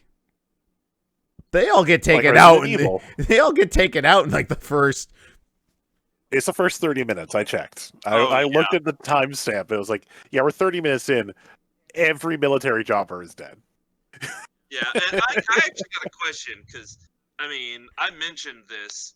I've been into Monster Hunter ever since it first made its debut on the PS2. Played a bunch of them up to and including Monster Hunter World. I do believe Johnny I mean, where do you all stand in like your Um, I relevance to Monster Hunter? I've only played World. I played a little bit of Try on the Wii, not enough to really get seriously into it. I played a little bit of Freedom Unite on the PSP. I played the demo of. Oh God, I can't remember which one it was. But the one I sunk the most time into was World because it came with my Xbox One X, and yeah, like I understand that like Monster Hunter World is dumbed down for those who didn't grow up or play the other games because the other games are really intuitive. Yeah, you like nothing's no handholding. You really got to know your stuff. Yeah, they're hardcore. But yeah, like I've played enough of Monster Hunter World to get like a general understanding of things and monsters and shit like that. Okay, that's what I wondered. That's what I wanted to know. Yeah. But okay, let's continue on then. Yeah. So as you've seen in the trailers, it's they get teleported from our world to the Monster Hunter world. Yep. But it doesn't start off like that. They never call it the Monster Hunter. No, world. they just call it the New World. Call it the New World, which it's like, but no, okay. There's a New World because there was the old world in the Monster Hunter universe, not because the entire world is new. Granted. Yeah. Like the beginning of the movie gives you a little bit of hope, and I already knew that like it was gonna get taken away when you saw everyone on the ship and they were sailing through the sand. Like, how's that? I don't question it, but like it looked good at the beginning. I'm like, oh yeah, you got. I'm guessing Ron Perlman is supposed to be the guy from World that looks like Akuma. I can't remember his name. He's the admiral. Yeah. Yeah, because that part at the beginning, that's like straight out of a special thing in like Monster Hunter Try that you can eventually do, and it's like, okay, so they know about that. They put that in the movie. Okay, let's see where this goes. Nope. We won't see about 80% of these characters until the last half an hour of the movie. Oh yeah. So there's obviously we'll have to address the elephant in the room. You can so tell where that joke that they took out was placed. It got replaced with the guy listening to something on his AirPods, and they said, oh, "Who are you listening to?" "Oh, this guy." "Who's that?" And then it was nothing. And I'm not gonna repeat the line or show the clip. No, God, we are if you are curious, just type in Monster Hunter. It's an insensitive joke. It will be. It is still on the internet for everyone to see. If you are curious, it is stupid. And it surprises me that further meaning is still stupid. Like, I mean, stupid that they would put that in, especially that they would put that in a movie partly paid for by Tencent that they were debuting in that country first. They put that joke in. Yes, debuting. Yeah, because I want to say it was in China where they it was in China where they had the preview and then they took it out because they saw the joke and was like, nope, you get the fuck out of here. At first I was like, well, this was in December and this came out? I don't remember the timeline. So yeah, I think December is when it was in theaters. Yeah, it was a holiday release. I'm thinking back and I'm like, well, we're still kind of in a pandemic, but I mean, like China and most Asian countries kind of got a handle on COVID as far as lockdowns and bringing down their cases. So I think they train of thought back on it.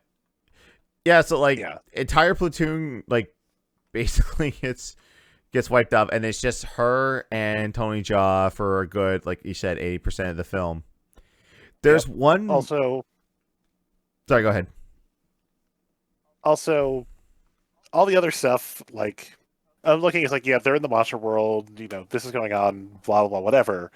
No way Mila Jovovich has a 7-minute fight, and I mean, there's a big break in the middle, but there's no way Mila Jovovich survives a 7-minute fight with Tony Jaa. That doesn't happen. No. Mila Jovovich versus a Muay Thai black belt. No.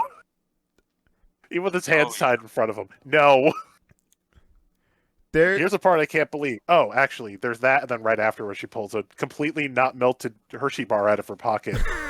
that she's been in her pocket in a desert for days. Like, maybe I should have eaten this. She would take that out, and her hand would have been covered in chocolate. The one thing that bugged me about that fight, like, is like the climax where it's like they get knocked into like the spider lair, and then all of a sudden she just instinctively just pulls him out. I'm like, you were trying to kill each other like 2 seconds ago. No, you don't go from 0 to best friends in like 5 seconds. Yeah. Also, I'd say a spider doesn't bother me. An entire cavern full of spiders bothered me a little bit. Yeah. Oh yeah. There were parts in that section of the movie where I was like, yeah, it's my fault for not looking at the MPAA rating, but I would have appreciated some warning before the body horror. If you're squeamish, cover your ears for about 20 seconds. Or just stop listening for about 20 seconds. I'll do this. I mean, the part where T.I. takes his shirt off and movie, I'm sorry? It's a PG-13 movie. It's not that bad. I know. Mm-hmm. I'm going to put my hands up in case you're squeamish. And if I put my hands out, it'll be me not talking about it anymore. But the part where T.I. takes his shirt off and his body has just become a host for baby spiders, they all start crawling out of him. No! I would have preferred not to see that, thank you. I was like, oh, no, okay, nope, this is not okay. Not talking about it anymore. All right. So I found there's like one of the things it kind of irked me a little bit. Not so much as the story. Like the story, I'll take it or leave it, but I think the editor's name was like Dobby something. Like, did you go to the WWE school of editing? It was like, cut. Like, she's shooting at the monster with the machine gun. Quick shot for 2 seconds of shells hitting the sand. Back to the monster. Back to Milo. Back to the monster. Barrel of the gun. Back to the monster. Like, fucking stop. Especially like the hand-to-hand fight with Tony Jaa. It's like, oh my god, why are you cutting so much? Also, because Mila can't actually fight, so they can't hold it on a wide like Tony Jaa versus an actual stunt double. Also, there's a great video from Every Frame of Painting about that. He specifically talked about Jackie Chan, but like you can see when people know how to fight if you watch like Jackie Chan movies versus people who don't know how to fight. Like they pulled Guardians of the Galaxy, for instance. She does like a big scorpion kick, and you can see the leg gets there, and then they cut, and her leg's moving back. But then, once you see it, you can see that like there's no connection. God damn it! I'm gonna look. Anyway, now. it's because Mila Jovovich can't fight. She doesn't have the same martial arts chops to keep up. Yeah, it's God. Okay, no. Okay, so yeah, it was the cutting. Another thing that bugged me is that there are too many steady shots inside of vehicles being flipped. Like, once is good enough. That's a cool effect. If there's like several people in the vehicle, you knock it up and you just see them like rattling around. I don't need to see it 4 or 5 times in different vehicles. Yep. And then later they come back to it after the fucking thing is already out, and it's like, why are you doing it again? Okay, all right, fine. Yep. Another thing about the production of the movie that bothered me is the soundtrack. Like, synth music is okay. I enjoy it. When you're based off, I like the synth. Yeah. I like the synth album that Game Dojo made for Game Attack. I think they're great songs. Doesn't fit the aesthetic of a Monster Hunter movie. I would have preferred orchestral. I understand though that it's Paul W.S. Anderson. It's kind of his thing. Yeah, I like mean, his later thing. I mean, fighting- earlier. I mean, if nothing else, like there are already amazing themes for the monster terrors here. Just use Exactly. those. They could have used the actual monster themes from the game, but they didn't. And instead, we got Right. Discount Mick Gordon, Yeah. for the final battle. Yeah. We're trying to do a Doom thing, but it's kind of shitty. But also, it's supposed to be Monster Hunter. But we just made it sound like Doom for You some don't reason. even have the actual theme. Like, at the end of Warcraft, if you let it plays the World of Warcraft opening theme song in the credits. And this was produced by Tencent as well. Yeah, like it would have been improved so much if climactic moment happens. We won't say what it is, but climactic moment.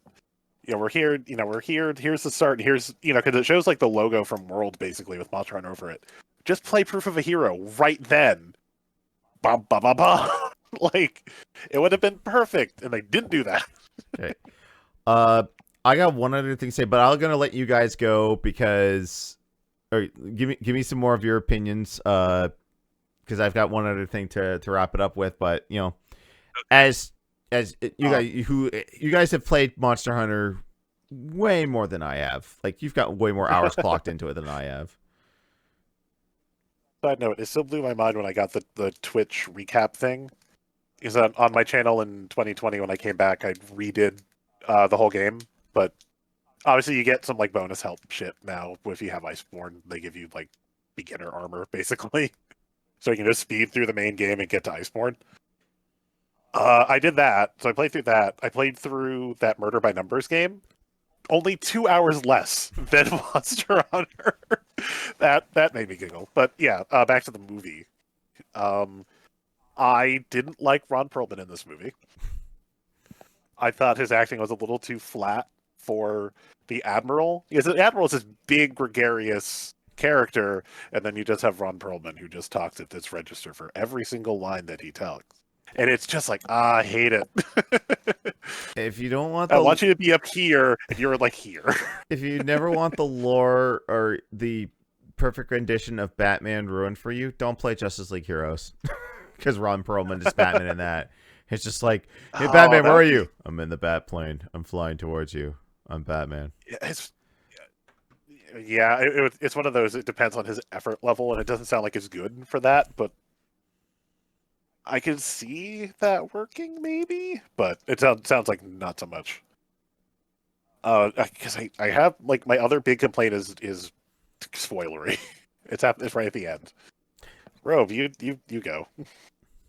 So what I'm getting from you, Wolf, is that you didn't really like the movie all that much for Jordy. It was fine. Honestly, it's a popcorn movie. It's not particularly intelligent. It's a little predictable. Oh yeah, But it's fine. I didn't hate it. It was okay. Okay. It was better than Resident Evil. Yeah. Yeah. Because Definitely better than Resident Evil. we will spoil this much. Definitely. I'll spoil this much for you. Mila Jovovich, not strongest. Not She is No, not. they didn't do LOL Mila wins this time nearly as much as like the Resident Evil movies.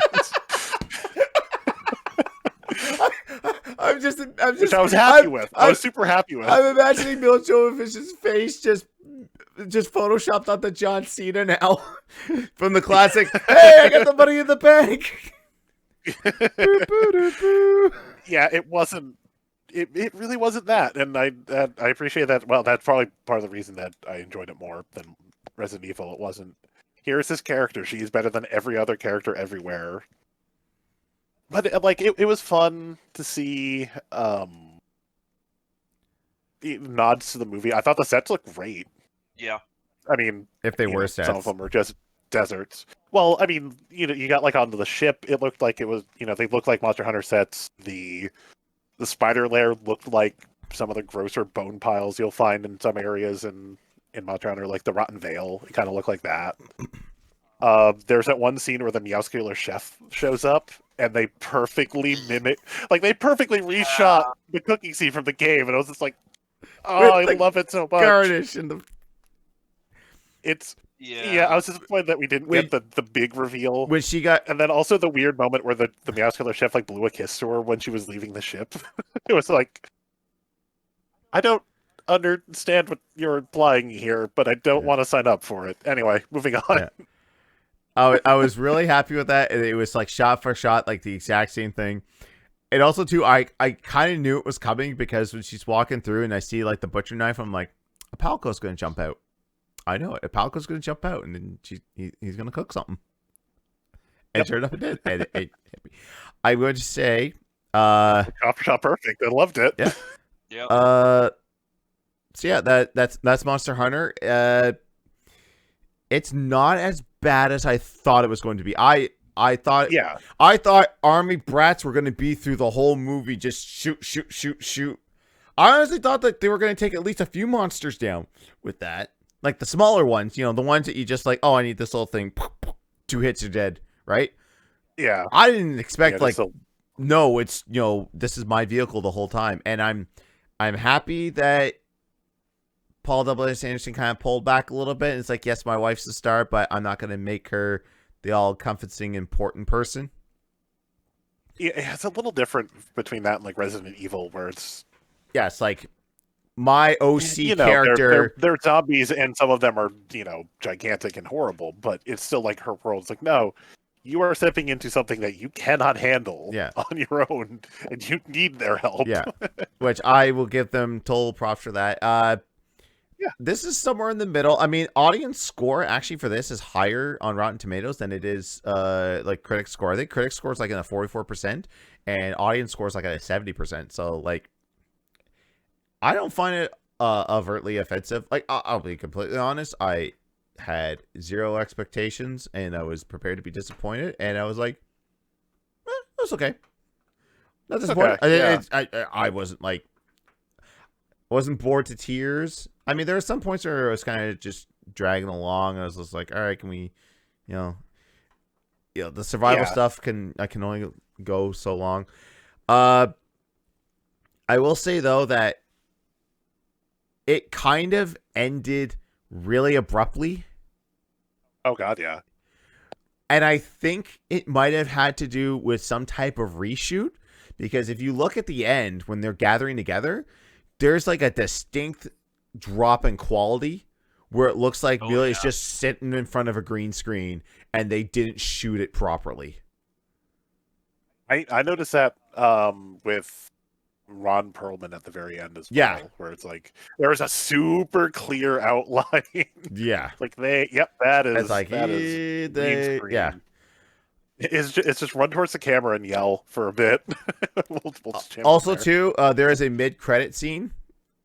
Yep. Which there is. Which I don't want to. I don't understand it, so I can't even attempt to spoil it, but I won't. But when you said that in the DMs, if you're really, when you're really into Monster Hunter, you could okay, kind of get it. Yeah. But when you told me that, I was gonna you told me that in the DMs. I was gonna type in the DM. It's just like in quotes. I was gonna say, "Who are you?" And then like a veil will come up, and it's like 0 Maverick Hunter. The start of the Capcom cinematic universe. Or it's Ryu from Street Fighter. And my thoughts and feelings, like I've said, I have strong thoughts and feelings. I mean, obviously, Johnny, you said, and Wolf, you said, it's okay. Yeah. All right. I went into this thinking they're going to fuck it up. There's no way they're going to get this anywhere near right. They can't. The Monster Hunter has been around for years. I mean, they fucked up Mario. They fucked up Tomb Raider. They fucked up Resident Evil. They're going to fuck up this. But I'm ready for it. Like a Prince of Persia too badly. Right. And I was ready for it, but I just wanted to see, the cool monsters on the movie. It's what I was waiting for. That was my thing going into it. And I'll say this. After watching it and being a Monster Hunter nerd, I love the fucking movie. Okay. It also made me realize exactly how brutal Monster Hunter is. Oh Because, God, yeah. like, holy crap. I mean, that made me actually think, oh, yeah, dude's getting, like, just off to, like, that and that. They're just plop. These are military guys that this is happening to, like, the best and brightest, and they're just getting wiped out. Oh yeah. there were a few moments in that first like 15, 20 minutes of movie where it was just like, oh, he's dead. Okay. Yeah, like, there's our first Yeah, He's casualty. gone. There's our first casualty. Oh wait, he's dead too. Oh, he's dead. Oh shit. Yeah, like the first one is just like thrown against a rock and just flat. It's like, oh, all right, there goes the first chopper. Let's see how the Yeah. rest of this fight goes. Yeah, and like the major, like, I guess you could say, monster that they focus on in, like, pretty much the majority of it in the beginning, I was like, oh great, they're gonna, like, focus on this. They're gonna do something stupid and have something, probably stupid to, like, get to the thing to the. It's a tower. All right, it's a tower. It's not spoilers. It's a tower that they need Sky to go portal. to. And Yeah. hundreds of internet Yeah. reviewers screamed in terror. It's like, not another sky portal. Yeah, and it's like they're gonna do something stupid, but they didn't. They got through how much of a dick this monster is. Okay. And I was like, yeah, that's about right. Yeah. Okay. Yeah.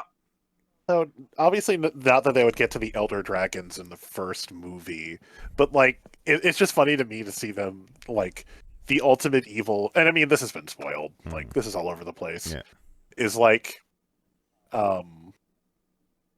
Rathalos, ultimate bad guy. It's like Rathalos is like a mid range. Yeah. You got I mean, Rathalos, and then Rathalos and is that actually unlocks Diablos, the actual hard monster. Yeah. I mean, Rathalos is like the poster monster. Yeah. he's Yeah, the for sure. the It's iconic just one. That's what he Yeah. is. But yeah, it's like, if you made a wrestling movie, but the ultimate badass was Ken Shamrock, it's like, man, I mean, there are people above this yeah. level. Yeah.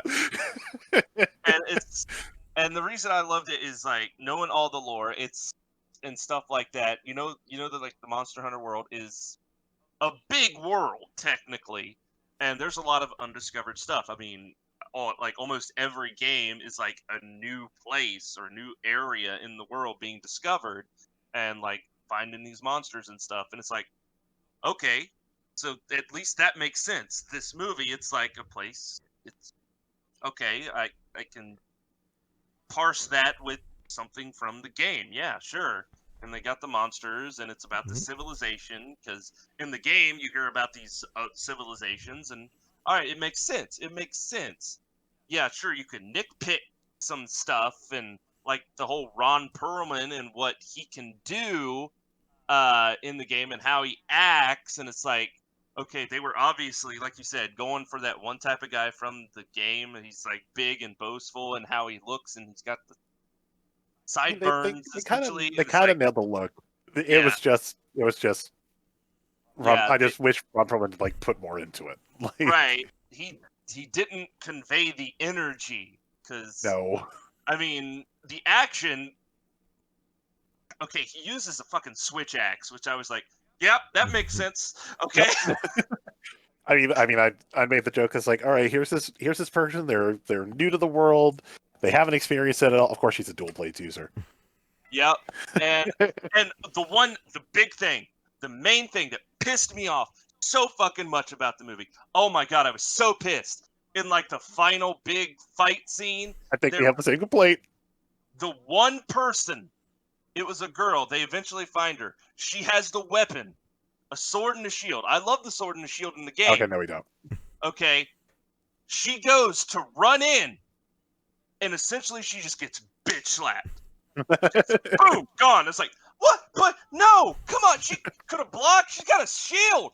Everybody else just got a sword and everything else. She's got a shield, and she just gets thrown into a column never seen before or after. And it's like, Was that come on. not Handler or not Serious Handler? I can't remember. Yeah, there was No. definitely people in the group that was like, "That's a serious handler. That's excitable A-lister. There's a Oh handler." yeah. She was just You know, They nailed the look I- of the handlers, though. I will say that. oh yeah, even excitable A-lister, like the people that they clearly copied from the game, they nailed. Mm. Even Tony Jaa's character is like field team leader from Monster Hunter World. Like it's that pretty much the same outfit. But I mean, one of the main things that's nitpicky that I didn't like is eventually how Mila Jovovich took down or defeated, in quotation marks, a monster, and it's like, no, that's not how it works. Sorry, that's the one major gripe that I have. It's like that, because they got like. Other than like maybe the size of some of the weapons, because in the game the sizes of the weapons are fucking huge because they're Yeah. a drawing point. But They're whatever. definitely exaggerated. Yeah, in the game, even in Yeah. like they're gigantic. yeah. But in the movie, it's like, all right, I get what they are, I get what they're going for, and it makes sense. But how that ended up going with the how to defeat the monster, and it's like, no, I mean, I get it's like video game logic on display, Yeah. but that's not Monster Hunter logic. That's no. No. Speaking my of Monster Hunter logic, I guess we're doing our nitpicks now. Again, we talked about like they all have to fight Rathalos, and there's a group of people. Every person expects fire weapons to fight Rathalos. Like, what the fuck? Right? Yeah, that's That's what what they bothered found. me. It's like, why is every single person using fire against this monster? God. Well, no, that's not true. The one guy, he had the the lance that looked like it was electric. Fair enough. I yeah. think I might have looked away at Landscape, but it was like, But yeah, the switch. but yeah, the switch axe, the dual and blades. dual blades, I think they were fire. even most people had fire weapons. It's like, Yeah. no wonder you can't kill him. You're hitting him with the thing he's immune to. It's probably they're probably mimicking my play style, which is just hit it until it's dead. Yeah. Yeah, which is what that's not my do. that's not my strategy at all. Everyone's like, oh, get strategy to do this. It's like, I just hit it till it's dead. I swing for the fences and hope for the best. Meanwhile, on my latest save, the one that I streamed, I have like a sword and shield for any element, just to be sure. Actually, it's freaking water, sweet water sword and shield. Yeah, that's kind of one of the reasons why I stopped playing. Is just because everyone's like, oh yeah, we got to prep for this, and make sure you got this type of armor and this type of weapon. And I'm like, I'm gonna go in as Dante from the Devil May Cry series. It's like, it's not gonna work against this monster. I'm like, I don't care. I want to look cool. That's what the layered armor's for. Oh yeah. So you have the good armor that actually defends against. I never. Then you have the layered armor. Yeah, that's a nice one. But then you have the layered armor, so it just looks like you have Dante armor on. Yeah, I never got that far. Or even, I just look like I'm just in my underwear, but I have the strongest armor I can. Yeah. Hey, maybe if that's the thing, maybe I'll buy Iceborne. Maybe we'll go back into it because I actually don't have I have all the tickets for the Ryu costume, but I don't have the necessary pieces to build it. Yeah, if you ever want to play, let either one of us know. Yeah. I'm sure Rob will agree. You give us an excuse to play more Monster Hunter, we will take it. Yeah. Nice. Because that's the thing. The grind on that game is real. Yeah, for sure. It can be real hard or it can be real fun. Yeah. It all depends. It all depends. Yeah. All right. Well, that was Monster Hunter. Not as bad as I was thinking it was going to be. Like I said, I hear Paul W.S. Anderson and Mila Jovovich. You expect the worst because of how downhill Resident Evil got. It was not that bad. I loved it. I really do hope the sequel bait actually gets a sequel because I want to see more. I was going to say, like, yeah, if they actually sequel it, I will probably watch the sequel. Oh yeah. Yeah. And because I mean, different that's monsters. More than I can say about a few of the like movies that I've had to watch on this. No, there was a purpose for us reviewing this because Monster Hunter Rise is coming out at the end of the month, so wanted to tie it all in together. Yep, and also it's been announced for PC eventually as well, so that's Ooh. good. Maybe it'll look a tiny bit better Yeah. on the PC. Yeah. Can only hope. Okay, it's time for questions. We only got a few, and thankfully they'll be easy to answer because we've been going for a while now. Yeah. Donut. Oh, actually, breaking news. Breaking news. Nothing breaking, but yeah, Game Attack is a quarters. Yes. Oh, Oh, what? wait, that was old news. That's a quarter. That was from 10 hours ago. Oh, okay, yeah. That's not that new. Okay. Yeah, I got Game Attack's excited. still- I was like, wait, G Fuel. Oh, did they go even further? Nope. Yeah. Yeah. I mean, they're in Not the yet. top 8. Not yet. They're in the top 8, so, If they survive the next round, they'll at least get money. yeah. They'll at least get $250. But Yeah. if they at least make second or third place, they'll win some money and will get a Game Attack shaker. The G1s will have their shaker. Actually, that's the next round, is that they have to design a shaker. So they I guess they're sending them a blank shaker to design, and Bolin was like, "Yeah, that's cool. I already emailed the Regina Tigersaurus, and she's like, hey, can you make us this?" She's like the unofficial employee that that refuses to get hired. Fair enough. Yeah. Maybe she's got something better going on. Well, it's Regina. Of course she will. Of course she will. Hey, Yeah. This well, right I here, mean, like in her life in general, like this right here, this logo, Regina. She helped design it. We have Nice. Regina to thank for this. Yes, Regina is good She's good people. people. Regina's awesome people. She is a killer at all things Donkey Kong Country. So much so that sometimes I think it's like tool assisted, but no, she's just that dang good. Huh. Anyways, questions. So, We got some questions.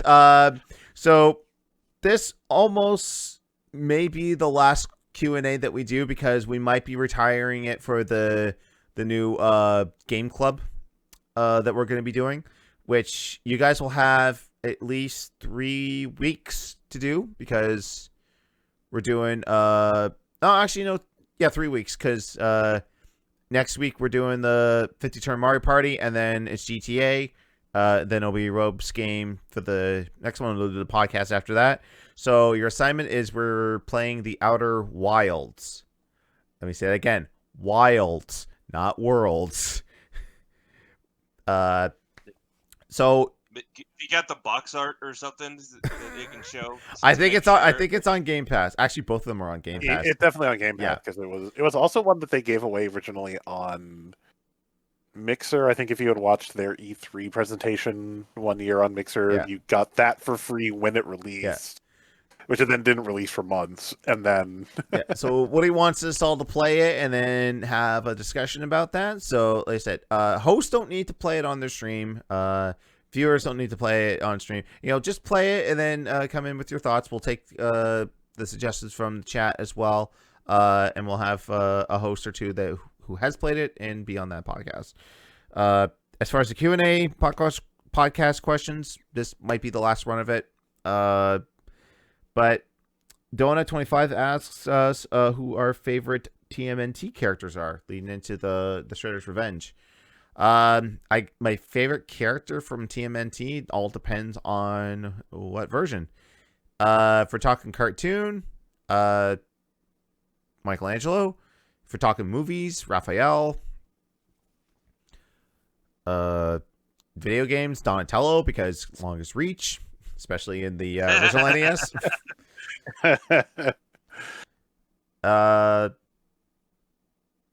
Yeah, I mean, like, I'm not really I don't really keep up with like the other series, which I really like. People keep saying, like, other than like the shittiness of the 4Kids theme song, which I absolutely hate, the 4Kids show, from what I heard, is actually not that bad. Yeah, favorite turtle character. I mean, I haven't watched it since I was a kid, even like the movies. I think we owned the third movie, which was not good, Ugh. but it was not good. I'm sure you could guess, but it was Donatello. Of course it was. It's me. It's purple. But yeah, but he was also the nerdy tech guy of the group, so Donatello. Funny thing, going back to that crossover in the Nickelodeon one, Rob Paulson, who voiced Raphael in the original one, voices Donatello in that series. So when they get the crossover, Raphael and Donatello are talking to each other, and it's Rob Paulson talking to himself. He's like, "You sound weird. You sound weird. You sound like me." Rob, favorite turtle character? It'd probably be depending on the series. If they actually give him something to do, Master Splinter. Because I mean, he has an interesting story, backstory, all that type of stuff. When it compares to the Shredder, and if they actually when they explore that, they give him something to do. Yeah, I really like Master Splinter. So, because the whole teacher, that type of stuff. In the realms of Splinter, what do you prefer? Do you prefer animated, where Hamato Yoshi is still alive and then just mutates into a rat, or Splinter is the pet rat of Hamato Yoshi who just evolves from the rat, but Hamato Yoshi and his wife are dead because of the Shredder? Huh. Because I want to say it was the movie in the comic books. Yeah. He's just a rat that mutates, and Hamato Yoshi is his master.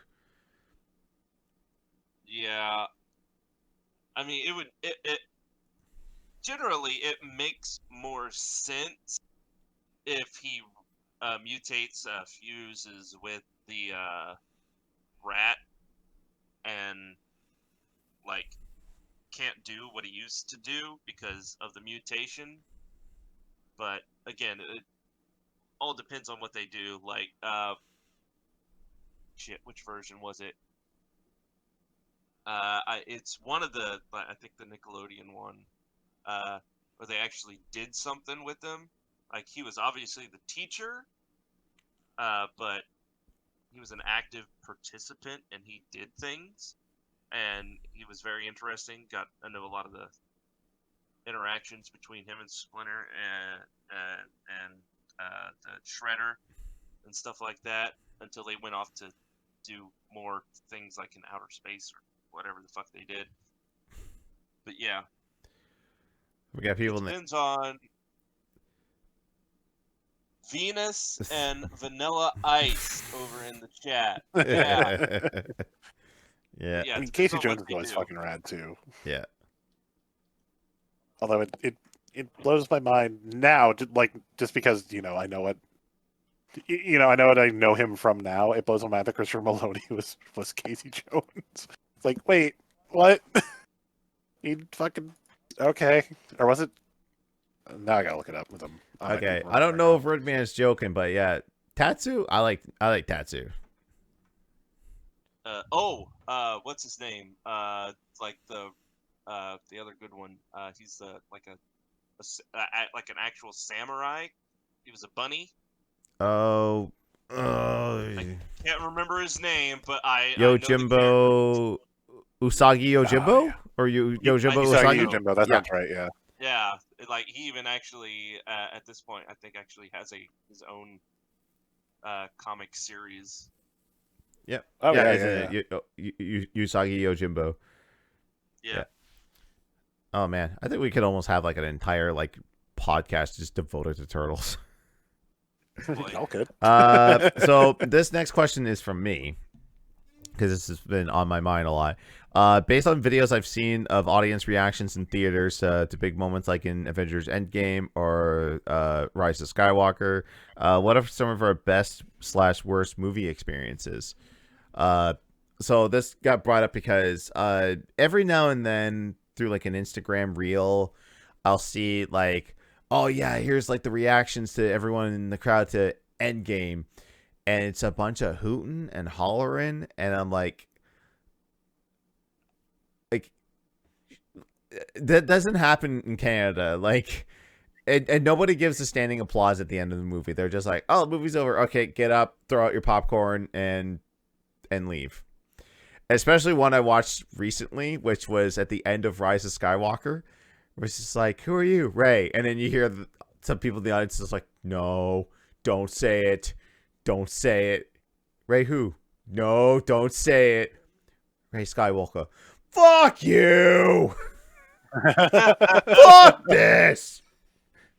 That made me laugh. I could care less. Like, I'm not one of those like super duper like obsessed Star Wars fans that just hates the sequel movies and like, I won't support Disney until Kathleen Kennedy is removed. I'm like, what is she at? Like, I know she heads up everything, but you know, she just kind of like the yes person.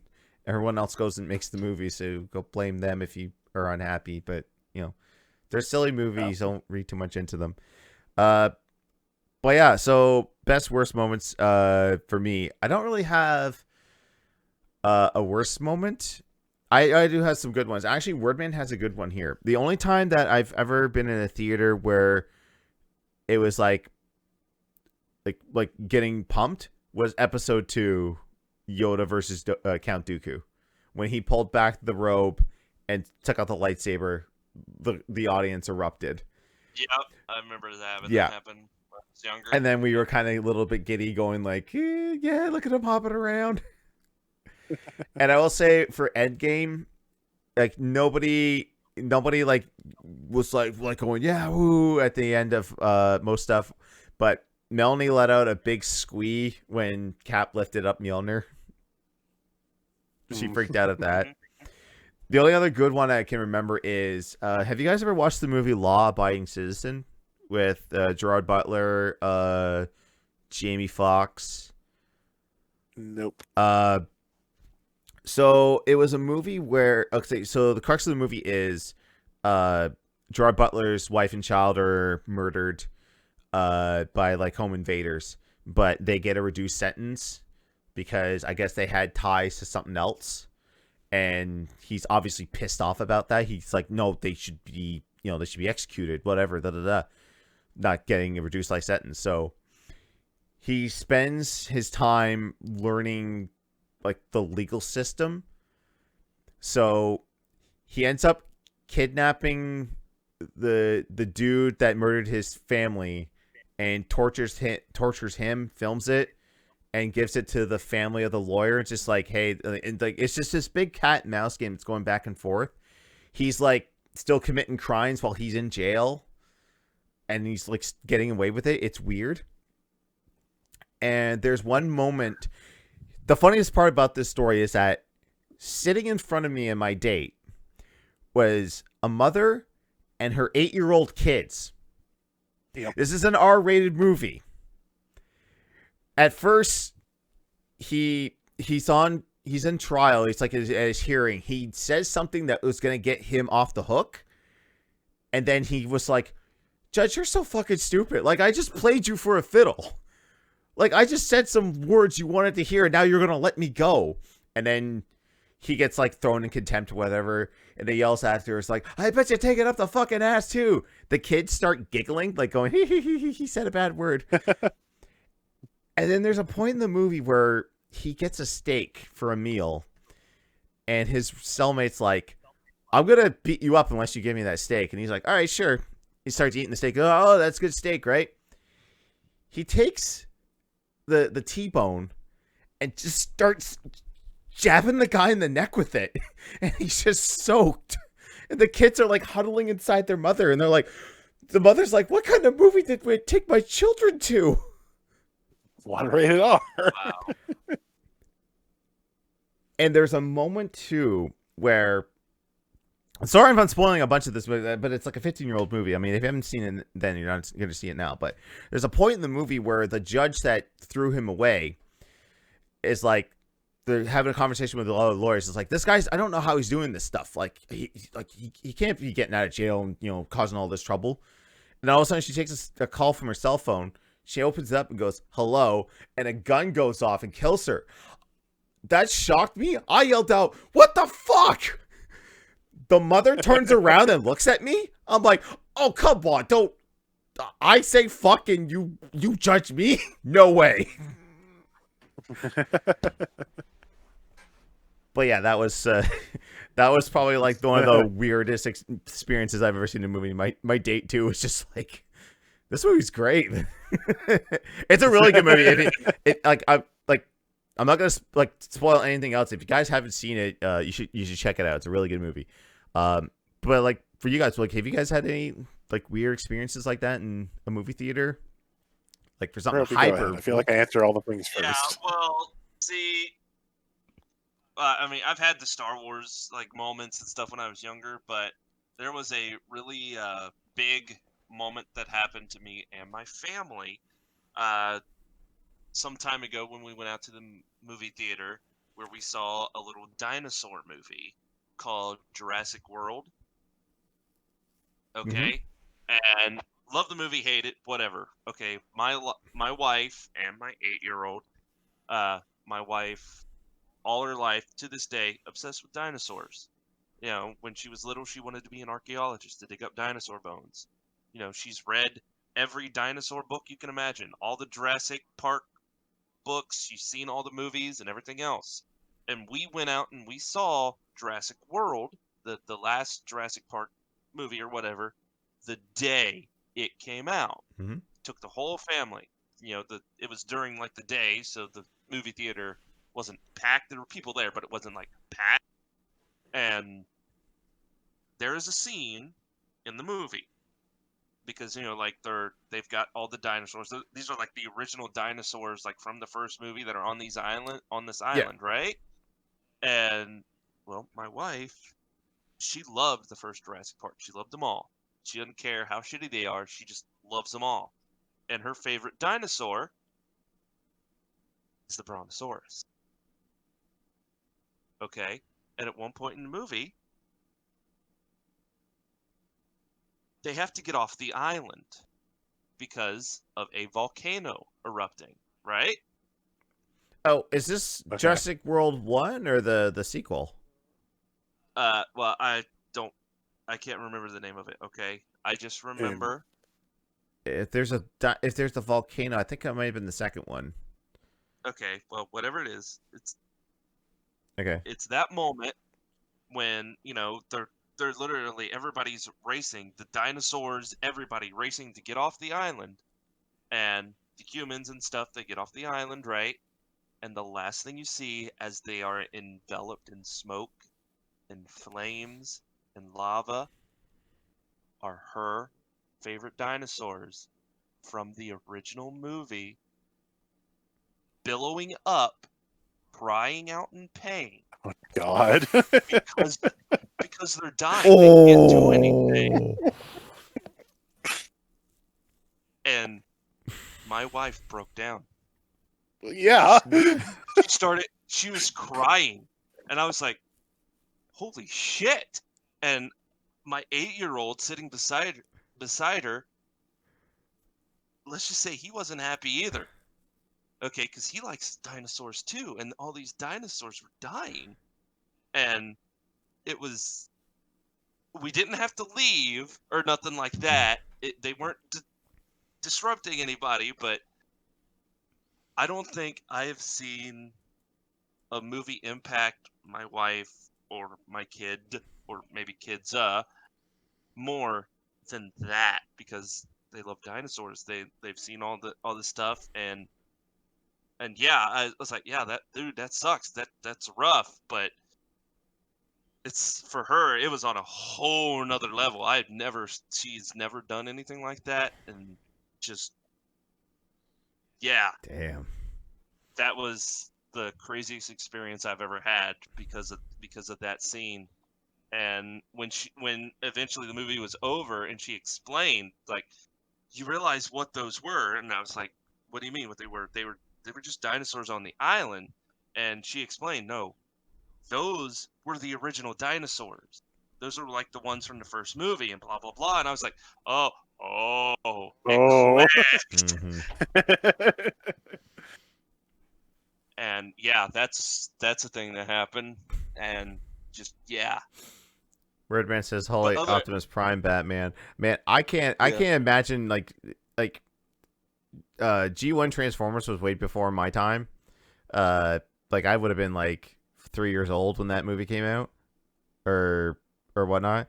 I can't imagine being a kid in the 80s going to go see that movie and watching all those Autobots die and then Optimus Prime dying.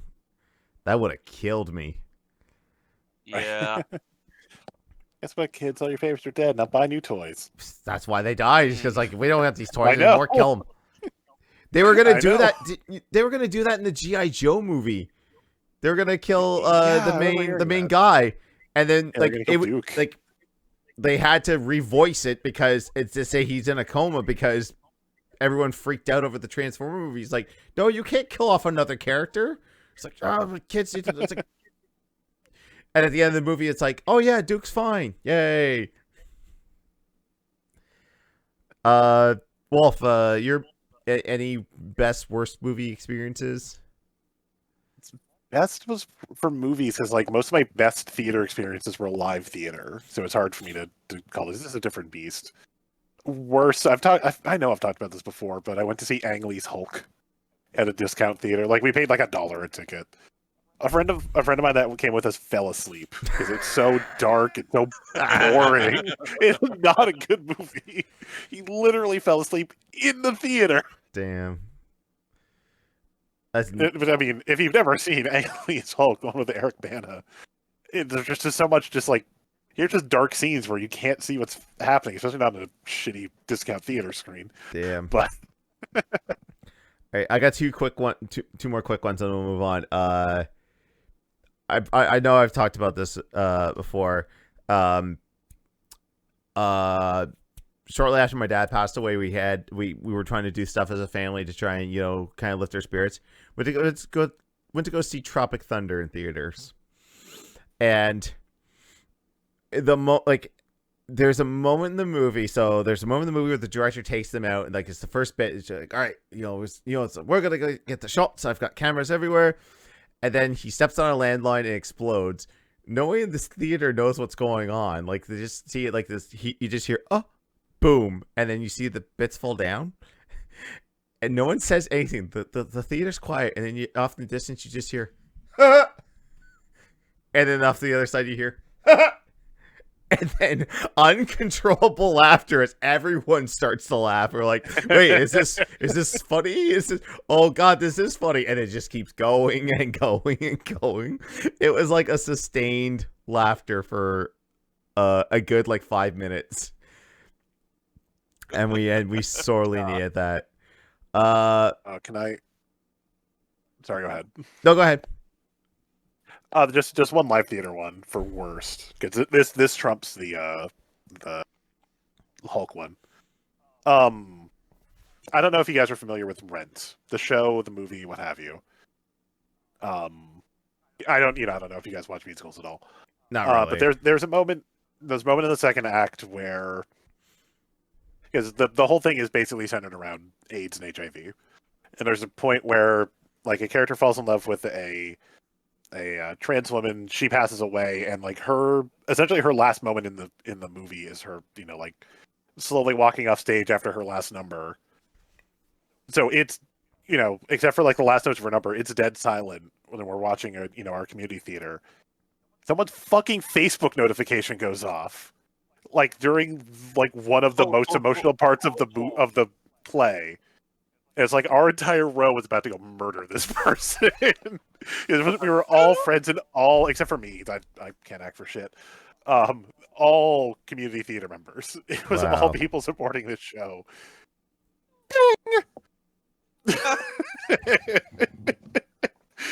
Dead silent theater. Someone's fucking phone, and we were about to beat that person to death. Yeah.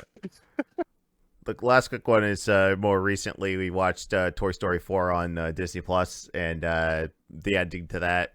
Oh wow, that really hit me. I don't really like get super emotional and stuff. Like the only movies recently that I've gotten emotional of is Endgame, Logan, and now Toy Story 4. That it was hit me. I was just like, oh man, I really hurt. I turn around and Melanie is just a complete mess. I was just like, "Are you okay?" She's like, "That is so." She couldn't. She's like, I don't. I was like, "Oh my god, honey, I'm sorry." She's like, "Why do you do this?" I was like, I've Is it never more seen her heart-wrenching be or so less than the emotional in a potential movie ending of before. Toy It's Story lovely. 3? Because Jesus Christ. Yeah. Oh no, three's emotional, but 4 hits on such a higher level. Four hits on such a high level. If you haven't seen it, watch it. You never know when it's coming, but Pixar loves finding that moment of like, oh sweet, you're into it, and we're gonna stab you in the heart, and Yeah. we'll keep going. It's like, oh, you like the first. It few might be minutes the of last Up? 10 minutes, it might be the first 15 minutes of Up. You never know, Yeah. but they're gonna stab you in the heart at some point. Oh, we're advanced. Reminding us Any of more? Monsters Should we, Inc. oh yeah, Monsters. No, Inc. that's good. We got the last question here from Sound Hero says, based on Grayson having to watch Get Out of Hell intro for 4 hours, what video game cinematic intro cutscene or as such do you think you could watch for a long period of time before you give up? I probably like the Mega Man 8 anime intro. I could probably watch that like 100 times. Just the bad voice acting, the bad mixing, like it makes me laugh every time. Like when Bass. After Mega Man's just like, Bass, why are we fighting? We are not enemies. He just goes, shut up. Just the read is so. And then Roll comes in with the whole Mega Man, you need to go. I kind of understand where Aaron got the role, like when he was doing a sequelitis about Mega Man games and the whole role pop up say like Mega Man, there's a big thing going up. I understand where that voice came from now. Other cutscenes I could probably watch a lot and not get sick of. Oh god, there's so many. The opening to Final Fantasy X and the Blitzball.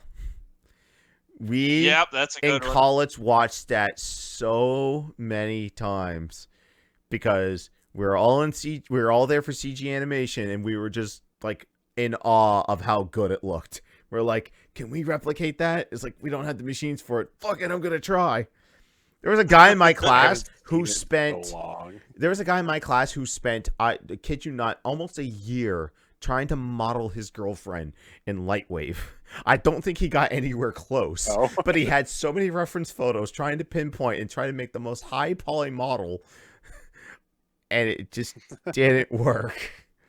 This is back in 2001. Oh, yeah. Yeah, I think probably myself. It's like any number of like Final Fantasy intros. Those are always good, like Final Fantasy VIII. Chrono Cross. I love that intro. Oh, I still gotta play Chrono Cross. That's a good one. And Trigger recently. I still gotta play Cross. Same here. God. Never played Cross.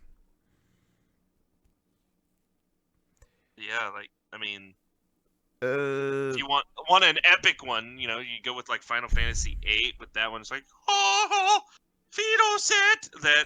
I don't know if I could watch that one repeatedly, and I think the music would be part of it. The music is good, but I don't think I could listen to that, especially the opera part of that, repeatedly.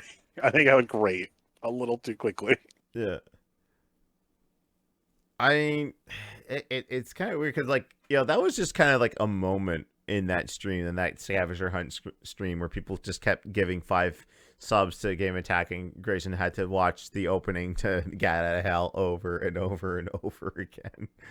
Well, they also did that with Halloween, where it was like if people donated, they had to start over again. He had, I feel like the first like 20 minutes. It's like he had to keep watching it until they beat Twisted Metal. Yeah, I think it's Twisted Metal 3. Yeah. Or unless there was like a hard reset. But nobody did it. They ended up beating it, but they didn't tell Craig for another 20 minutes. I think someone donated more stuff. So it's like, oh, you gotta start it over. And then he goes, it's like, hey, we beat it like 20 minutes ago. He's like, are you serious? If you're watching this on YouTube, go to Game Attack. They're doing March to the Top right now, trying to become the top most subscribed to channel on Twitch. Last time I checked, they were in the top 30, which is which is wild. like somewhere within the range of like 18,000 subs. Yeah. That's insane. Yeah.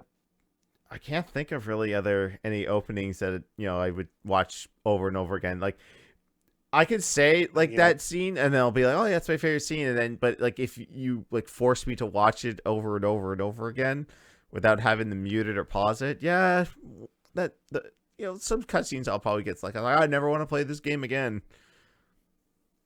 I can think of a couple that maybe I'd watch a couple times, maybe possibly. Nice. The music is so good in this opening cutscene. I would, and there's no voice acting because it's super early, so it's just text. Nice. But I would listen to those opening like minute or two of music over and over, and that one bit of digitized speech to break it up. Also, King's Quest 6 is the same reason as you with Mega Man. It's terrible.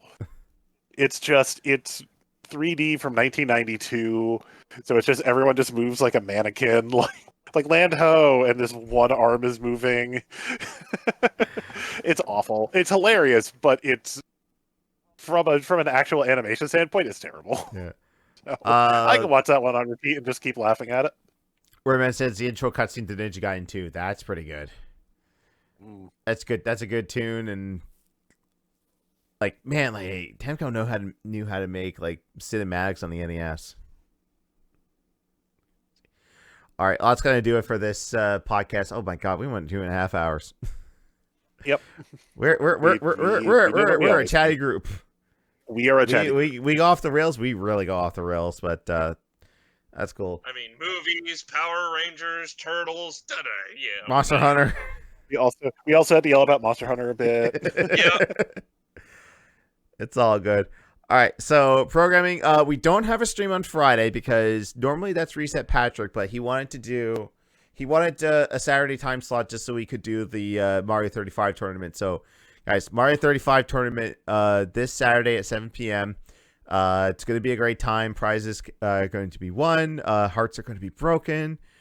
Yeah, it's gonna be crazy. Sunday.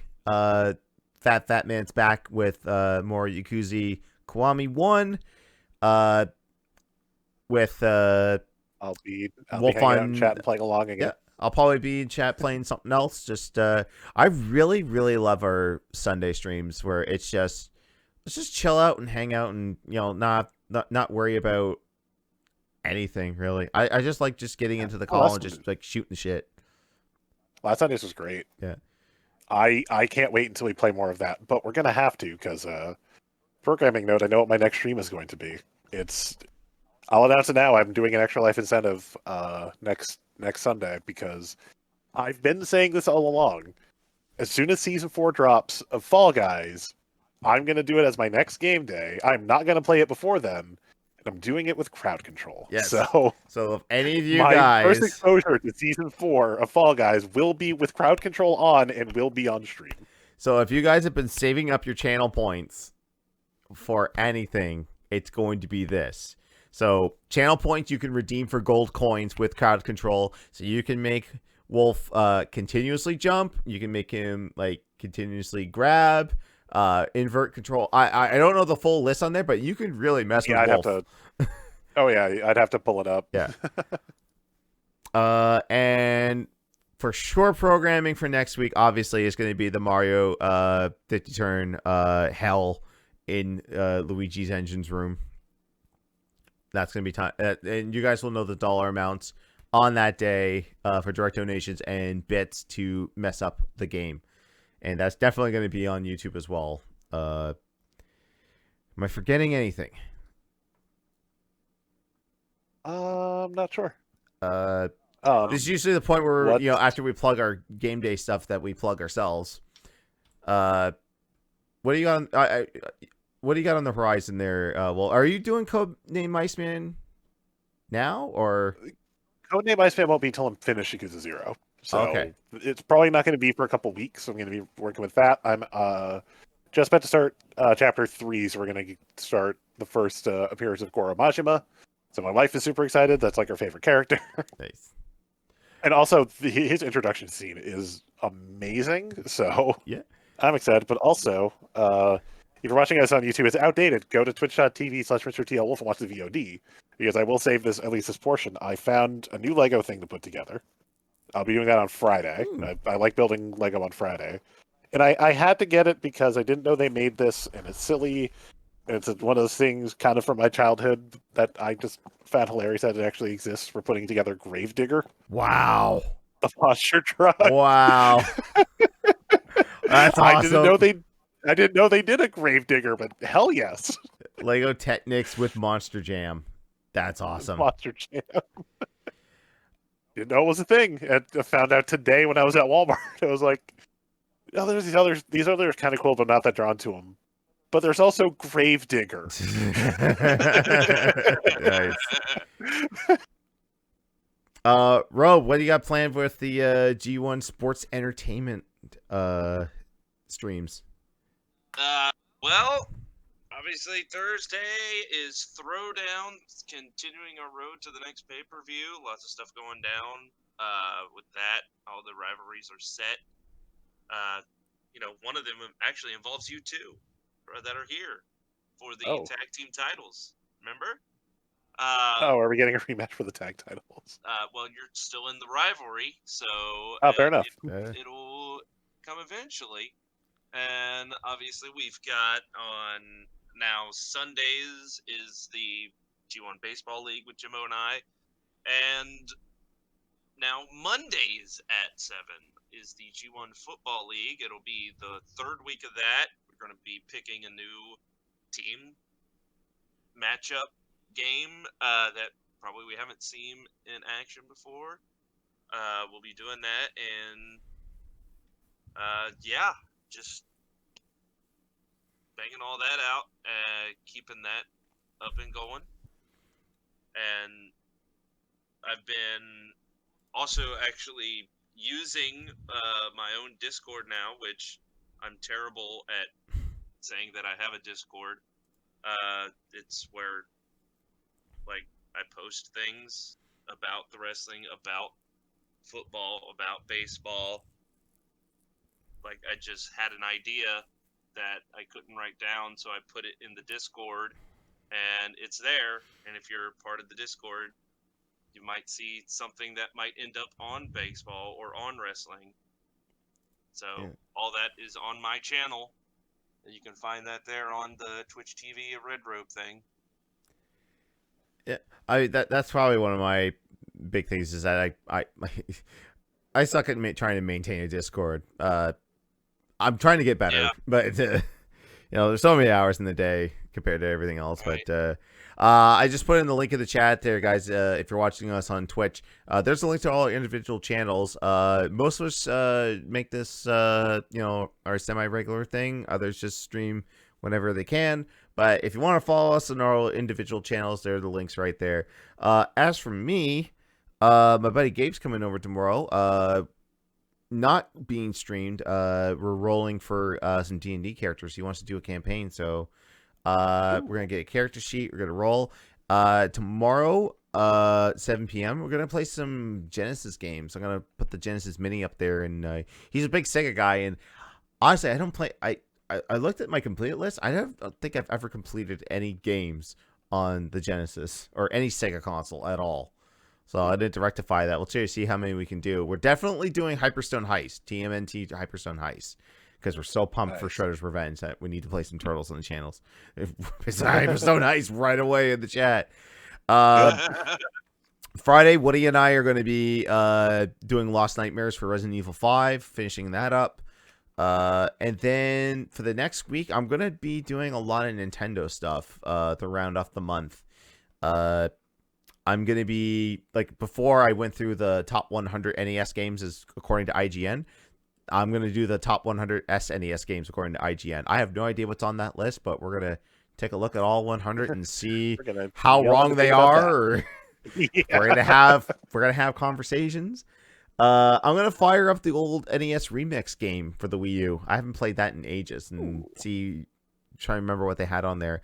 And then finally, to round off the end of the month, I'm gonna play as much Mario 35 as humanly possible to send it on its way and Viking funeral that.